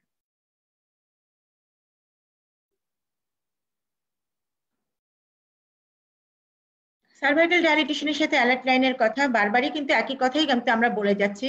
স্টার্ট করছি cervical dilatation in the alert লাইনে। As long as dilatation is 1 centimeter or more per hour, the alert line is not crossed. তার মানে যতক্ষণ পর্যন্ত সার্ভাইকাল ডাইলেটেশন 1 সেন্টিমিটার যদি হয় পার আওয়ারে অথবা যার চেয়ে বেশি হয় তাহলে এটা কিছুতেই কিন্তু অ্যালার্ট লাইনকে ক্রস করবে না, এটা ডানে আসবে না। If cervical dilatation is less than 1 centimeter per hour, the alert is crossed and caused of prolonged labor should be considered. যদি এটা কম ডাইলেটেশন হয়, 1 সেন্টিমিটারে কম ডাইলেটেশন হয় পার আওয়ারে, তাহলে বুঝতে হবে যে লেবারটা প্রলং হতে পারে। সেক্ষেত্রে তোমাকে কি কি কনসিডার করতে হবে, যে artificial rupture of the membrane, যে সার্ভিক্সে ডাইলেট হচ্ছে না, একটু দেরিতে ডাইলেট হচ্ছে, তাহলে একটু আর্টিফিশিয়াল রাপচার যদি আমরা করি তাহলে সেক্ষেত্রে কি করা হয়, এটা অগমেন্ট করা হয়, লেবারটাকে প্রোগ্রেস করে। অথবা কোনো কোনো ক্ষেত্রে আমরা অক্সিটোসিনও দিতে পারি, যদি কন্ট্রাকশন হয় তাহলে তার জন্য, যদি সার্ভিক্সটা ডাইলেট করে।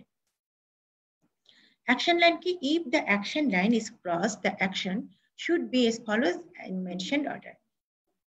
তাহলে কি করতে পারি আমরা? অ্যাকশন লাইনে যদি যাই তাহলে আমাকে কি করতে হয়, তখনও তো আমাকে একটা অ্যাকশন নিতে হবে। সেই অ্যাকশনটা কি করতে পারি আমরা? একই কথা বলেছি, artificial rupture of the membrane করা যেতে পারি এন্ড অক্সিটোসিন অগমেন্টেশন। এবং এই কথাটা কিন্তু খুবই ইম্পর্টেন্ট একটা কথা, যে অক্সিটোসিন আমি হুট করে কিন্তু আগে দিয়ে দেওয়া উচিত না, কারণ আমাকে কিন্তু কনফার্ম হতে হবে যে বাচ্চার কোনো ডিস্ট্রেস হচ্ছে কিনা। বাচ্চার ডিস্ট্রেস হচ্ছে কিনা এটা আমরা দুভাবে বুঝতে পারি। একটা হচ্ছে যে তোমার তো লেবার রুমে সিটিজি মেশিন আছে, সেটা দিয়ে কিন্তু তুমি সবসময় মনিটরিং করতেই পারছো যে কিরকম অবস্থা। আরেকটা করতে পারি যে আমরা এআরএম করলাম, রাপচার মেমব্রেন করলেই পরে কিন্তু দেখা যাবে যে ফ্লুইডের কালারটা কি, ফ্লুইড কিরকম আসলো সেটা দেখো, কিন্তু ক্লিয়ার কালার আসলো, কোনো সমস্যা নাই, তুমি অক্সিটোসিনও দিতে পারো। তাহলে অবশ্যই অক্সিটোসিন দেওয়ার আগে কিন্তু এআরএম করে দেখে নেওয়া উচিত। যদি এআরএম না করা যায় তাহলে সেক্ষেত্রে কিন্তু অবশ্যই সিটিজি করে দেখতে হবে যে বাচ্চার কোনো সমস্যা হচ্ছে কিনা। কারেকশন অফ ম্যালপজিশন, যদি কোনো ম্যালপজিশন থাকে তাহলে সেক্ষেত্রে যদি কারেকশন করার কোনো সুযোগ থাকে তাহলে সেটা করে ফেলতে হবে। আর কি করা যায়? ভ্যাকুয়াম করা যায়। If in second stage descent যদি 1/5 আর বিলো হয় তাহলে সেক্ষেত্রে সেকেন্ড স্টেজে আমরা ভ্যাকুয়াম করতে পারি। আর যদি সম্ভব কিছুই না হয় তাহলে আমরা সি সেকশনে চলে যাব।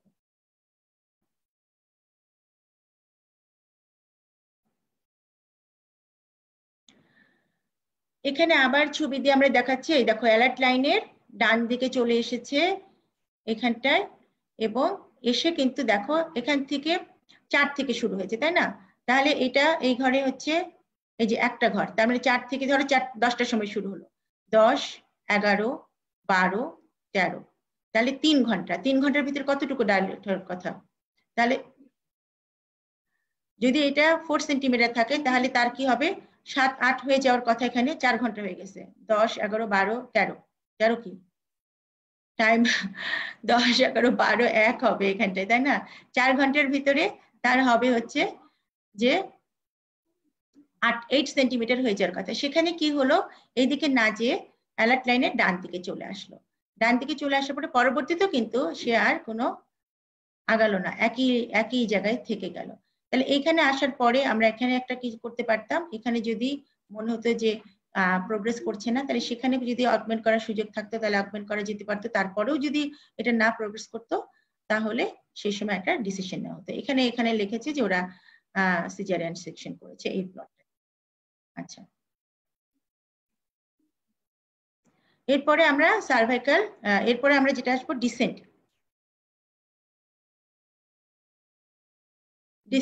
ডিসেন্ট যে আমরা দেখবো বেবির, এই ডিসেন্টটা আমরা কিভাবে দেখবো? আমরা কিন্তু এই ডিসেন্টটা পারভাজিনাল এক্সামিনেশন করে দেখবো না। এই ডিসেন্টটা আমরা দেখবো কিন্তু বাচ্চার হেড এনগেজ করছে কিনা, অর্থাৎ সে পেলভিক ইনলেটে যাচ্ছে কিনা সেটা আমরা দেখবো। তাহলে আমরা কি করবো, এটা পার অ্যাবডোমিনালি বাচ্চার হেডটা পেলভিক ইনলেটের ভিতরে ঢুকছে কিনা, সেটা পেলভিক ক্যাভিটিতে যাচ্ছে কিনা সেটা কিন্তু আমরা অ্যাসেস করবো। তাহলে আমরা রুল জানি, রুল অফ 5, তাই না? তাহলে আমরা পেটের উপরে হাত দিয়ে আমরা দেখবো যে কতটুকু আমরা প্যালপেবল পাচ্ছি। যেটুকু প্যালপেবল সেভাবে আমরা লিখবো। আমরা 3/5 প্যালপেবল, 2/5 প্যালপেবল, এভাবে কিন্তু আমরা মেজার করে সেভাবে আমরা সার্ভাইকাল ডাইলেটেশনটা প্লট করব। কি দিয়ে আমরা প্লট করব? সার্কেল দিয়ে আমরা প্লট করব।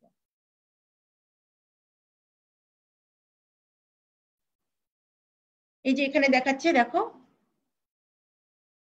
এখানে কিভাবে হেডটা যাচ্ছে সেটা আমরা প্লট করছি। যে এখান থেকে রুল অফ 5, এখান থেকে, এই যে এখান থেকে যদি আমরা দেখি ভিতর থেকে, আর এটা হচ্ছে উপর থেকে দেখা, তাহলে আমরা এইভাবে দেখি assessment descent of the foetal head by vaginal এক্সামিনেশনে যদি দেখি।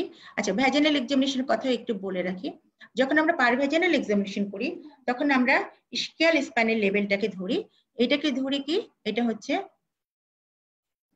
এটাকে ধরি আমরা 0। হ্যাঁ, তাহলে এর উপরে যদি থাকে তাহলে আমরা বলি -1, -2, -3, এভাবে আমরা বলি। আর যখন নিচে চলে আসে তখন আমরা বলি +1, +2, +3, +4। তাহলে ইস্কিয়াল স্প্যানের লেভেলটাকে আগে ইস্কিয়াল স্প্যানকে ফিল করতে হবে। ইস্কিয়াল স্প্যানকে দেখার পরে তারপরে সেটা হচ্ছে 0। এখান থেকে যদি উপরে যায় তাহলে এটা হচ্ছে মাইনাস, আর যদি নিচে চলে আসে তাহলে খুবই ভালো, বাচ্চা হয়ে যাবে, ডেলিভারি কোনো সমস্যা নাই।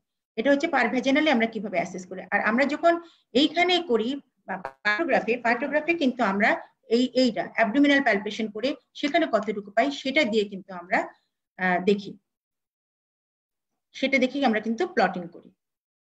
আর এটা বলছি যে পারভ্যাজিনাল এক্সামিনেশন করে তোমরা দেখবে যে হেডটা কতখানি নামছে, সেটা দিয়ে একটা অ্যাসেসমেন্ট করা হয়। সেটা হচ্ছে তোমার ডেলিভারি কতখানি প্রোগ্রেস করছে, সেটা আলাদা জিনিস। এখন প্রোগ্রেস অফ দ্য লেবার এসে আমরা দেখছি ইউটেরাইন কন্ট্রাকশন। ইউটেরাইন কন্ট্রাকশন আমরা অবজার্ভ করব হাফ আওয়ারলি। তাহলে আমরা হাফ আওয়ারলি অবজার্ভ করলাম ফিটাল হার্ট রেট। এখন আমরা আসবো ইউটেরাইন কন্ট্রাকশন, এটাও আমরা অবজার্ভ করব হাফ আওয়ারলি।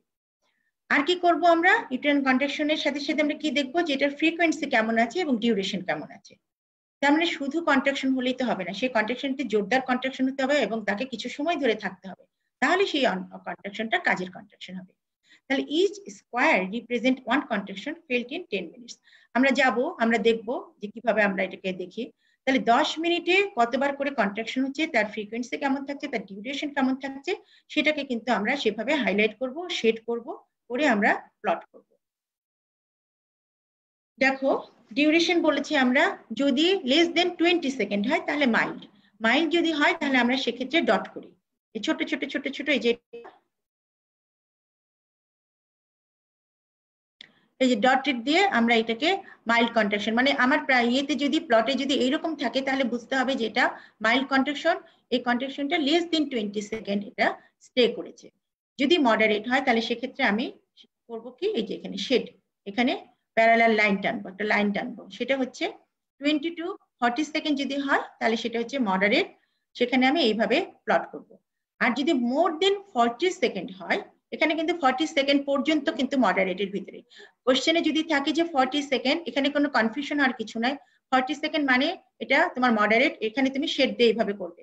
কিন্তু যদি এটা 40 সেকেন্ডের বেশি হয় তাহলে কিন্তু সেটা স্ট্রং, তাহলে তখন তোমরা করবে এইভাবে, এইভাবে তুমি পুরো ঘরটাকে ভরিয়ে দেওয়া হবে। এটা প্যারালাল লাইন, আর এটা হচ্ছে শেড দিয়ে আমরা করে দিলাম। এরপরে যেটা আসছে সেটা আমরা কিভাবে করছি দেখো, এখানে বলেছে লেস দেন 20 সেকেন্ড, সুতরাং এটা দিয়ে করেছে। এটা হাফ আওয়ার পরপর, দেখো হাফ আওয়ার পরপর ঘরগুলোকে দেখা হচ্ছে। এখানে দুটো কন্ট্রাকশন এসেছে সেই জন্য দুবার দেওয়া আছে। এখানে 3টা কন্ট্রাকশন হয়েছে এই জন্য 3টা ঘরকে পূরণ করা হয়েছে। এখানে 3টা ঘর, এখানে দেখো 4 বার হয়েছে, 4টা কন্ট্রাকশন হয়েছে 10 মিনিটে, তার 4টা কন্ট্রাকশন, সেই জন্য সে 4টা ঘরকে প্যারালাল লাইন দিয়ে করে দিয়েছে। আর এখানটায় তাকে কিন্তু পুরাটাই শেড দিয়ে করে দিয়েছে। তার মানে এখানে কন্ট্রাকশনটা অনেকক্ষণ ছিল 40-এর উপরে, সেই জন্য এটা কিন্তু ভালো কন্ট্রাকশনটা দেয়। এরপরে আমরা চলে আসবো, কন্ট্রাকশন দেখা হয়ে গেছে আমাদের, এরপরে আমরা চলে আসছি এখন মাদারের কিছু যে ম্যাটারনাল যে এগুলো দেখতে হচ্ছে আমাদের, প্লট করছি আমরা, সেটা আমরা দেখছি যে ম্যাটারনাল কন্ডিশন গুলো। সেখানে আমরা কি দেখি? আমরা দেখি বিপি দেখি 4 hourly or more frequently if needed. যদি হাইপারটেনসিভ মাদার থাকে তাহলে তো তোমাকে একটু 4 আওয়ারলি বসে থাকলে হবে না, সেক্ষেত্রে তোমাকে কখনো কখনো আগেও দেখতে হতে পারে। সেটা তোমার উপরে ডিপেন্ড করবে, তুমি বুঝবে, পেশেন্টের কন্ডিশন দেখবে তার উপরে। টেম্পারেচার যদি দেখি, টেম্পারেচার আমরা দেখবো 4 আওয়ারলি, পালস দেখবো আমরা হাফ আওয়ারলি। তাহলে এখানে আমরা হাফ আওয়ারলি কি দেখছি? হাফ আওয়ারলি দেখছি ফিটাল হার্ট রেট দেখছি, ইউটেরাইন কন্ট্রাকশন দেখছি, আর কি দেখছি? ম্যাটারনাল পালস দেখছি আমরা হাফ আওয়ারলি। আর টেম্পারেচার দেখছি 4 আওয়ারলি, বিপি দেখছি 4 আওয়ারলি, পারভাইজানাল এক্সামিনেশন করছি 4 আওয়ারলি। যখন আমরা কোনো অগমেন্টেশন করছি, এআরএম করছি অথবা অক্সিটোসিন ড্রাগ দিচ্ছি, তখন আমরা আবার পারভাইজানাল এক্সামিনেশন করছি 2 আওয়ারলি। এখন ইউরিন দেখছি, ইউরিনের ভিতরে আমরা ইউরিন ভলিউম দেখবো, কতখানি ইউরিন ভলিউম হচ্ছে, আর তার সাথে আমরা অ্যাসিটোন যাচ্ছে কিনা অথবা তার সাথে অ্যালবুমিন যাচ্ছে কিনা, এগুলো আমরা দেখি। ম্যাটারনাল মেডিকেশন আর ম্যাটারনাল ওয়েলবিং।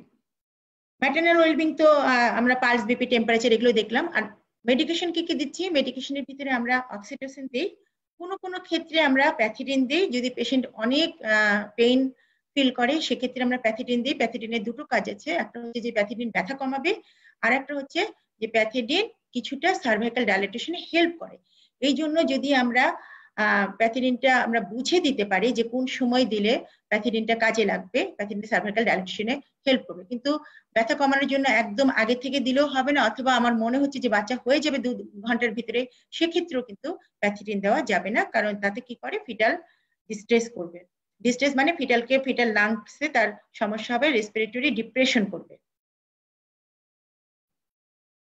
সুতরাং এটা মিনিমাম আমরা 4 ঘন্টা আগে প্যাথিডিনটা দিই।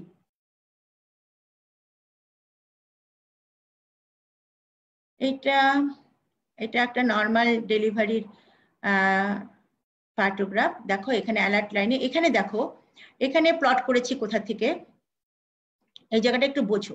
দেখো এখানে ফিটাল হার্ট রেট, এখানে আমরা প্লট করলাম, এখানে 9টার সময় পেশেন্ট এসেছে, আমি প্লট করলাম, এখানে বলেছে 5 সেন্টিমিটার ডাইলেটেড। 4 হলে কিন্তু এই জায়গাটাতে প্লট করতাম, এখান থেকে শুরু করতাম। যদি 4 সেন্টিমিটার ডাইলেটেশন নিয়ে আসতো, আমি কিন্তু এই প্লটটা করতাম এইখানটায়, এই লাইনের উপরে। কিন্তু এখানে কি বলেছে?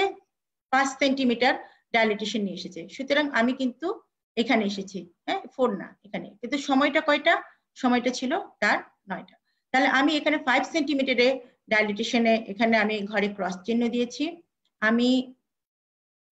আমরা এখানটায় কি করলাম? আগে আমরা কি করব? আগে আমরা দিব সার্ভাইকাল ডাইলেটেশন, এখানে ক্রস দিব, তারপরে আমরা কি করব? সময় দেব। তারপরে আমরা সময় দিলাম কোনটা? এই ঘরের রাইট সাইডে, কিন্তু এইটা কিন্তু ঘরের রাইট সাইডে এই সময়টা দিলাম। তারপরে আমরা কি করব? ডিসেন্ট দেখব। এখন ডিসেন্ট কত ছিল তার? ডিসেন্ট ছিল তার 3/5।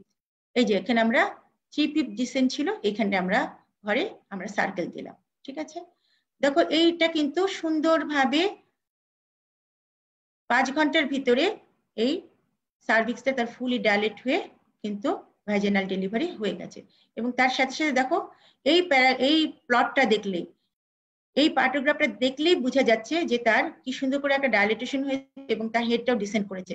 সুতরাং এখানে কোনো সমস্যা নাই, এটা অবশ্যই একটা নর্মাল ডেলিভারি একটা পার্টোগ্রাফ। এখানে দেখো ফিটাল হার্ট রেটও কোনো সমস্যা নাই, পালস, বিপি, টেম্পারেচারও দেখো কি সুন্দর করে এখানে করে দিয়েছে। পালস দেখো ডট করেছে, দেখো প্রত্যেকটা দাগের উপরে। দেখো এই জিনিসটা দেখলে কিন্তু আর ভুল হওয়ার কথা না, প্রত্যেকটা দাগের উপরে কিন্তু পালসের ডট বসেছে। দেখো দেখো এই ঘরের মাঝখানে এবং এটাকে 120/70, যেটা এটা কি 120/70, এটাকে কিন্তু আমি 120 ঘরে 120, 70 ঘরে 70 দিয়ে কিন্তু মাঝখানে একটা যোগ চিহ্ন, মানে মাঝখানে একটা টান দিয়ে আমরা এটাকে কিন্তু 120/70 বুঝেছি। তাহলে দেখো এই যে এই প্লটটা নিয়ে কিন্তু অনেক ক্ষেত্রে কনফিউশন হয়ে যায়, যে পারে না, এইটুকু সুন্দর করে করে। পরীক্ষার হলে আমি দেখি সুন্দর করে এইটুকু অনেকে করেছে, এটা করেছে, এইখানটাতে এসে কিন্তু মাঝে মাঝে দেখি গন্ডগোল হয়ে যায়। আর কেউ যখন একদমই বোঝে না, তাহলে এইটা cervical dissent of the cervix, সেটা ডিসেন্ট অফ দ্য হেড, এটা কিন্তু এসে এখানে গন্ডগোল করে ফেলে। সুতরাং এই জিনিসগুলো আমার মনে হয় যে এখন তো দেখে রাখলে আমার মনে হয় যে এরপরে কিন্তু ভুল হওয়ার কথা না। এখন প্রোলংড, আমরা এটা নর্মাল ডেলিভারির পার্টোগ্রাফ দেখলাম, এখন হচ্ছে প্রোলংড অ্যাক্টিভ ফেজ অফ লেবারের পার্টোগ্রাফ দেখছি। এখানে কি হচ্ছে? প্রলংড একটি অ্যাক্টিভ ফেজে এখানে দেখো পেশেন্ট এসেছিল যখন তার 10টার সময় এসেছিল, এখানে দেখাচ্ছে কিন্তু 5 সেন্টিমিটার থেকে ডাইলেট করেছে, এটা কিন্তু এখানেই প্লট করেছে। তারপরে সরি, এখানে তার হচ্ছে 4 সেন্টিমিটার থেকে এসেছে, এইটা তার হচ্ছে সার্ভাইকাল ডাইলেটেশন। এখান থেকে কিন্তু সে তার যাওয়ার কথা কোথায়, তার যাওয়ার কথা কিন্তু এই দিকে, কিন্তু এই দিকে না যেয়ে সে কি করলো, সার্ভাইকাল ডাইলেটই করলো না, এই 4 সেন্টিমিটার হয়েই বসে আছে। 4 ঘন্টা পরেও কিন্তু সে 4 সেন্টিমিটার হয়ে আছে, কোনো রকম কোনো তার প্রোগ্রেস নাই। আবার দেখো যে হেডের ডিসেন্ট, যে সে হেডও কিন্তু ডিসেন্ট করছে না, সেও কিন্তু একই জায়গায় আছে। এইখানে এসে এইখানটায় যে একটু উপরে উঠলো, তারপরে কিন্তু আর নামে। তাহলে এটাকে বলা হচ্ছে যে prolonged active phase of the liver, কোন রকম কোনো তার ইমপ্রুভমেন্ট নাই, প্রোগ্রেস নাই, সেজন্য এটাকে বলা হচ্ছে prolonged active phase of the liver. এখানে দেখো এটা হচ্ছে secondary arrest of cervical dilatation. এখানে কি হলো, এইখানে এই যে 4 সেন্টিমিটারের পেশেন্ট আসলো, শুরু করা হলো প্লট শুরু করার পরে একটু প্রোগ্রেস করলো। 4 ঘন্টায় যে 4 ঘন্টায় কত হওয়ার কথা আমাদের, 8 সেন্টিমিটার হওয়ার কথা, সেখানটায় তার হলো এখানটায় এসে 5 সেন্টিমিটার। সে 4 ঘন্টা পরে তার কিন্তু 5 সেন্টিমিটার হলো, এরপরে কিন্তু আর তার ডাইলেট করে নাই, একেবারেই একই রকম হয়ে আছে। আবার এখন এখানে দেখো ডিসেন্ট যে করবে হেডটা, হেডও কিন্তু ডিসেন্ট করে নাই। তাহলে এইরকম যখন একটা প্লট দেখা যাবে, তখন কিন্তু বুঝতে হবে যে এই ক্ষেত্রে এটা আর সম্ভব না নর্মাল প্রোগ্রেস করার। এবং এখানে দেখো যে তার কন্ট্রাকশন আবার কিন্তু জোরালো। প্রথম দিকে তার কন্ট্রাকশনটা মাঝামাঝি ছিল, আমরা কি করেছি, প্যারালাল লাইন টেনেছি, সুতরাং এটা হচ্ছে 20 to 40 ছিল। শেষের দিকে এসে দেখো এটা কন্ট্রাকশন কত বেশি হয়েছে, 1 2 3 ছিল, 3টা ছিল, পরের দিকে 4টা হলো, এবং এটা স্ট্রং কন্ট্রাকশন ছিল। কন্ট্রাকশন ভালো, কিন্তু তার কোনো প্রোগ্রেস নাই, সার্ভাইকাল ডাইলেটেশন নাই, হেডও ডিসেন্ড করছে না। তাহলে এটা কি হচ্ছে, এটা সেকেন্ডারি অ্যারেস্ট, এটা কিছু অবস্ট্রাক্টেড লিভার হয়ে যাবে, এটা সম্ভব না। ইউটেরাইন কন্ট্রাকশনটা অনেক ভালো আছে। এদিকে আবার দেখো ফিটাল হার্ট রেটটা কিন্তু এটা কমতে শুরু করেছে, ঠিক আছে। সুতরাং এই পার্টোগ্রাফ দেখে অবশ্যই একটা সুন্দরভাবে এটা অ্যাসেস করা যায় যে একটা ডেলিভারি সেটা নর্মাল না হয়ে সেটা কিভাবে অ্যাবনর্মাল হয়ে যাচ্ছে। তারপরে নর্মাল না হয়ে সেটা আমাদেরকে কখনো অ্যাকশনে যেতে হচ্ছে, কখনো যদি এটা নাই হয় তাহলে সেক্ষেত্রে আমাদেরকে সি সেকশনে যেতে হচ্ছে। এখানে কি ছিল দেখো, এখানে কারণটা বলেছিল যে বাচ্চার ওজনটা কিন্তু বেশি ছিল, 4.6। তো আসলে অনেকগুলো ক্ষেত্রে 4.6 হলে পরে সেটাও কিন্তু একটা ডিসিশনেরও ব্যাপার আছে। সব ক্ষেত্রেই যে নর্মাল লেবার করতেই হবে তা না, আমরা কিন্তু অ্যাসেসমেন্ট করি যে বাচ্চার ওয়েটটা দেখে। এখানে এই জিনিসটা আসলে 4.6 হলে নর্মাল ডেলিভারি আসলে অ্যালাউ করা উচিত ছিল কিনা, সেটাও কিন্তু একটা ভেবে দেখার বিষয়। কারণ এত বড় বাচ্চার ওজন যদি 4.6 হয় কেজি, তাহলে সেক্ষেত্রে তার মাথাও কিন্তু তার বাইপ্যারাইটাল ডায়ামিটারটা কিন্তু বড় হবে, এবং সেক্ষেত্রে কিন্তু হেড কিছু নামবে না। তো সুতরাং এগুলো ব্যাপারেও কিন্তু অ্যাসেস করতে হবে, এবং তারপরে কিন্তু তাকে নর্মাল ডেলিভারির জন্য রেডি করতে হবে। এখন management of labour at or beyond the action line, full medical and obstetric assessment করতে হবে। Consider IV infusion, catheterisation, analgesics, এগুলো আমরা দিব কিনা সেটা কনসিডার করতে হবে। কি কি অপশন আছে, কি করতে পারি আমরা, সেটা হচ্ছে সি সেকশন করতে পারি if fetal distress or obstructed labour or operative vaginal delivery if in second stays with or severe fetal distress and or obstructed. তাহলে কি করতে পারি, যদি সেকেন্ড স্টেজে এরকম হয়ে যায়, সিভিয়ার ফিটাল ডিস্ট্রেস হয়ে যায়, তাহলে কি করতে পারি। তাহলে সেক্ষেত্রে সেকেন্ড স্টেজে কিন্তু অনেক ক্ষেত্রে আমরা যদি দেখি যে বাচ্চার হেড আছে, নিচে আছে, কিন্তু সার্ভিক্সও ফুলি ডাইলেট করছে, কিন্তু আরো একটু সময় লাগবে, কিন্তু তার ফিটাল ডিস্ট্রেস শুরু হয়ে গেছে, সেক্ষেত্রে কিন্তু আমরা কি করতে পারি, সেক্ষেত্রে আমরা ফোর্সেপ ডেলিভারি করতে পারি, তাই না।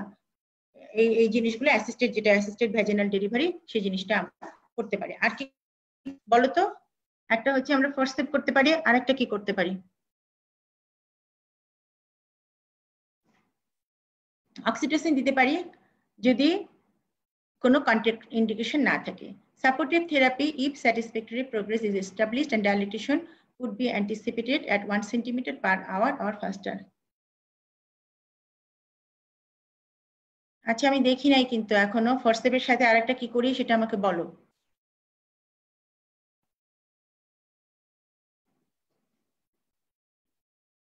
Intervention of the labour, considerable factors for intervention of labour, কি কি কারণে ইন্টারভেন করতে হচ্ছে সেটা হচ্ছে সার্ভাইকাল, কোন কোন ফ্যাক্টর দেখে আমাকে ইন্টারভেন করতে হচ্ছে। সার্ভাইকাল ডাইলেটেশন অ্যান্ড ডিসেন্ট, আমরা এতক্ষণ কিন্তু এগুলো পড়ে এসেছি।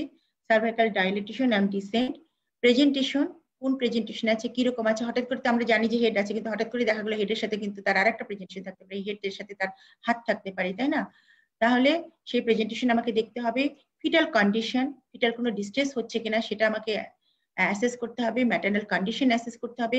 Strength and frequency of uterine contraction, এটা তো অবশ্যই দেখতে হবে যে ইউটেরাইন কন্ট্রাকশনের স্ট্রেংথ এবং ফ্রিকোয়েন্সি কেমন আছে সেটা দেখতে হবে, এবং মোল্ডিং এবং ক্যাপুট ফর্মেশন হচ্ছে কিনা তার একটা স্কোর আমাকে দেখতে হবে। Consider all these factors do not be guided only by the dilatation of the cervix in relation to the action line and by the descent of the fetal head, critical though these are. আমরা বলছি যে consider, সব factor গুলো consider করতে হবে, সেটা শুধুমাত্র যে ডাইলেটেশন অফ দ্য সার্ভিক্স দেখে এবং dissent of the foetal head দেখে তা না, সবগুলো ফ্যাক্টরকে কনসিডার করে কিন্তু আমাকে ডিসিশন নিতে হবে। Intervention needs to be earlier in a multi then in a primary. তাহলে মোটামুটি কিন্তু আমাদের আজকে ক্লাসের পড়া মোটামুটি শেষ, আমরা এইটুকু পড়বো, কিন্তু আমাদের আসলে এটা জাস্ট আমরা থিমটা নিলাম যে কি কি দেখি পার্টোগ্রাফি কি কি করা উচিত। কিন্তু আমরা কিন্তু আমি যেটা করি ক্লাসে সেটা হচ্ছে যে প্রথম দিন আমি এইভাবে একটু পড়াই, তারপরের দিন আমি যেটা করি যে সিনারিও বলি, সিনারিও নিয়ে যাই তোমাদের, আমি দিয়ে দিই পার্টোগ্রাফির শিট এবং একটা করে সিনারিও বলি এবং তোমাদেরকে বলি যে ঘরগুলো পূরণ করো। তাহলে আমাদের প্র্যাকটিক্যাল সেশনটা আসলে হয়ে যায়। এটা আমি লেকচার ক্লাসে নিয়ে নিই। তাহলে একটা করে সিনারিও বললে তোমরা যদি পূরণ করতে পারো তাহলে কিন্তু আমার মনে হয় যে পরীক্ষার জন্য খুব সুবিধা হয়। এবং আমি দেখেছি যে অস্পিতে আসলে তোমরা বেশ ভালো করো, ভালোই করে দিতে পারো, কেউ কেউ হয়তো ভুল করো বা বোঝো না। আছে, তাহলে আমরা এখানে শেষ করি। আচ্ছা, খোদা হাফেজ, সবাই ভালো থাকো, সুস্থ থাকো, সাবধানে থাকবে। আর যখনই বাইরে যাবে, বাইরে তো যাওয়া উচিত না, যদি বাইরে যাও তাহলে অবশ্যই ভালোভাবে মাস্ক পরে, ঠিক আছে? ঘরেই থাকো, বাইরে যাওয়ার দরকার নাই। খোদা হাফেজ।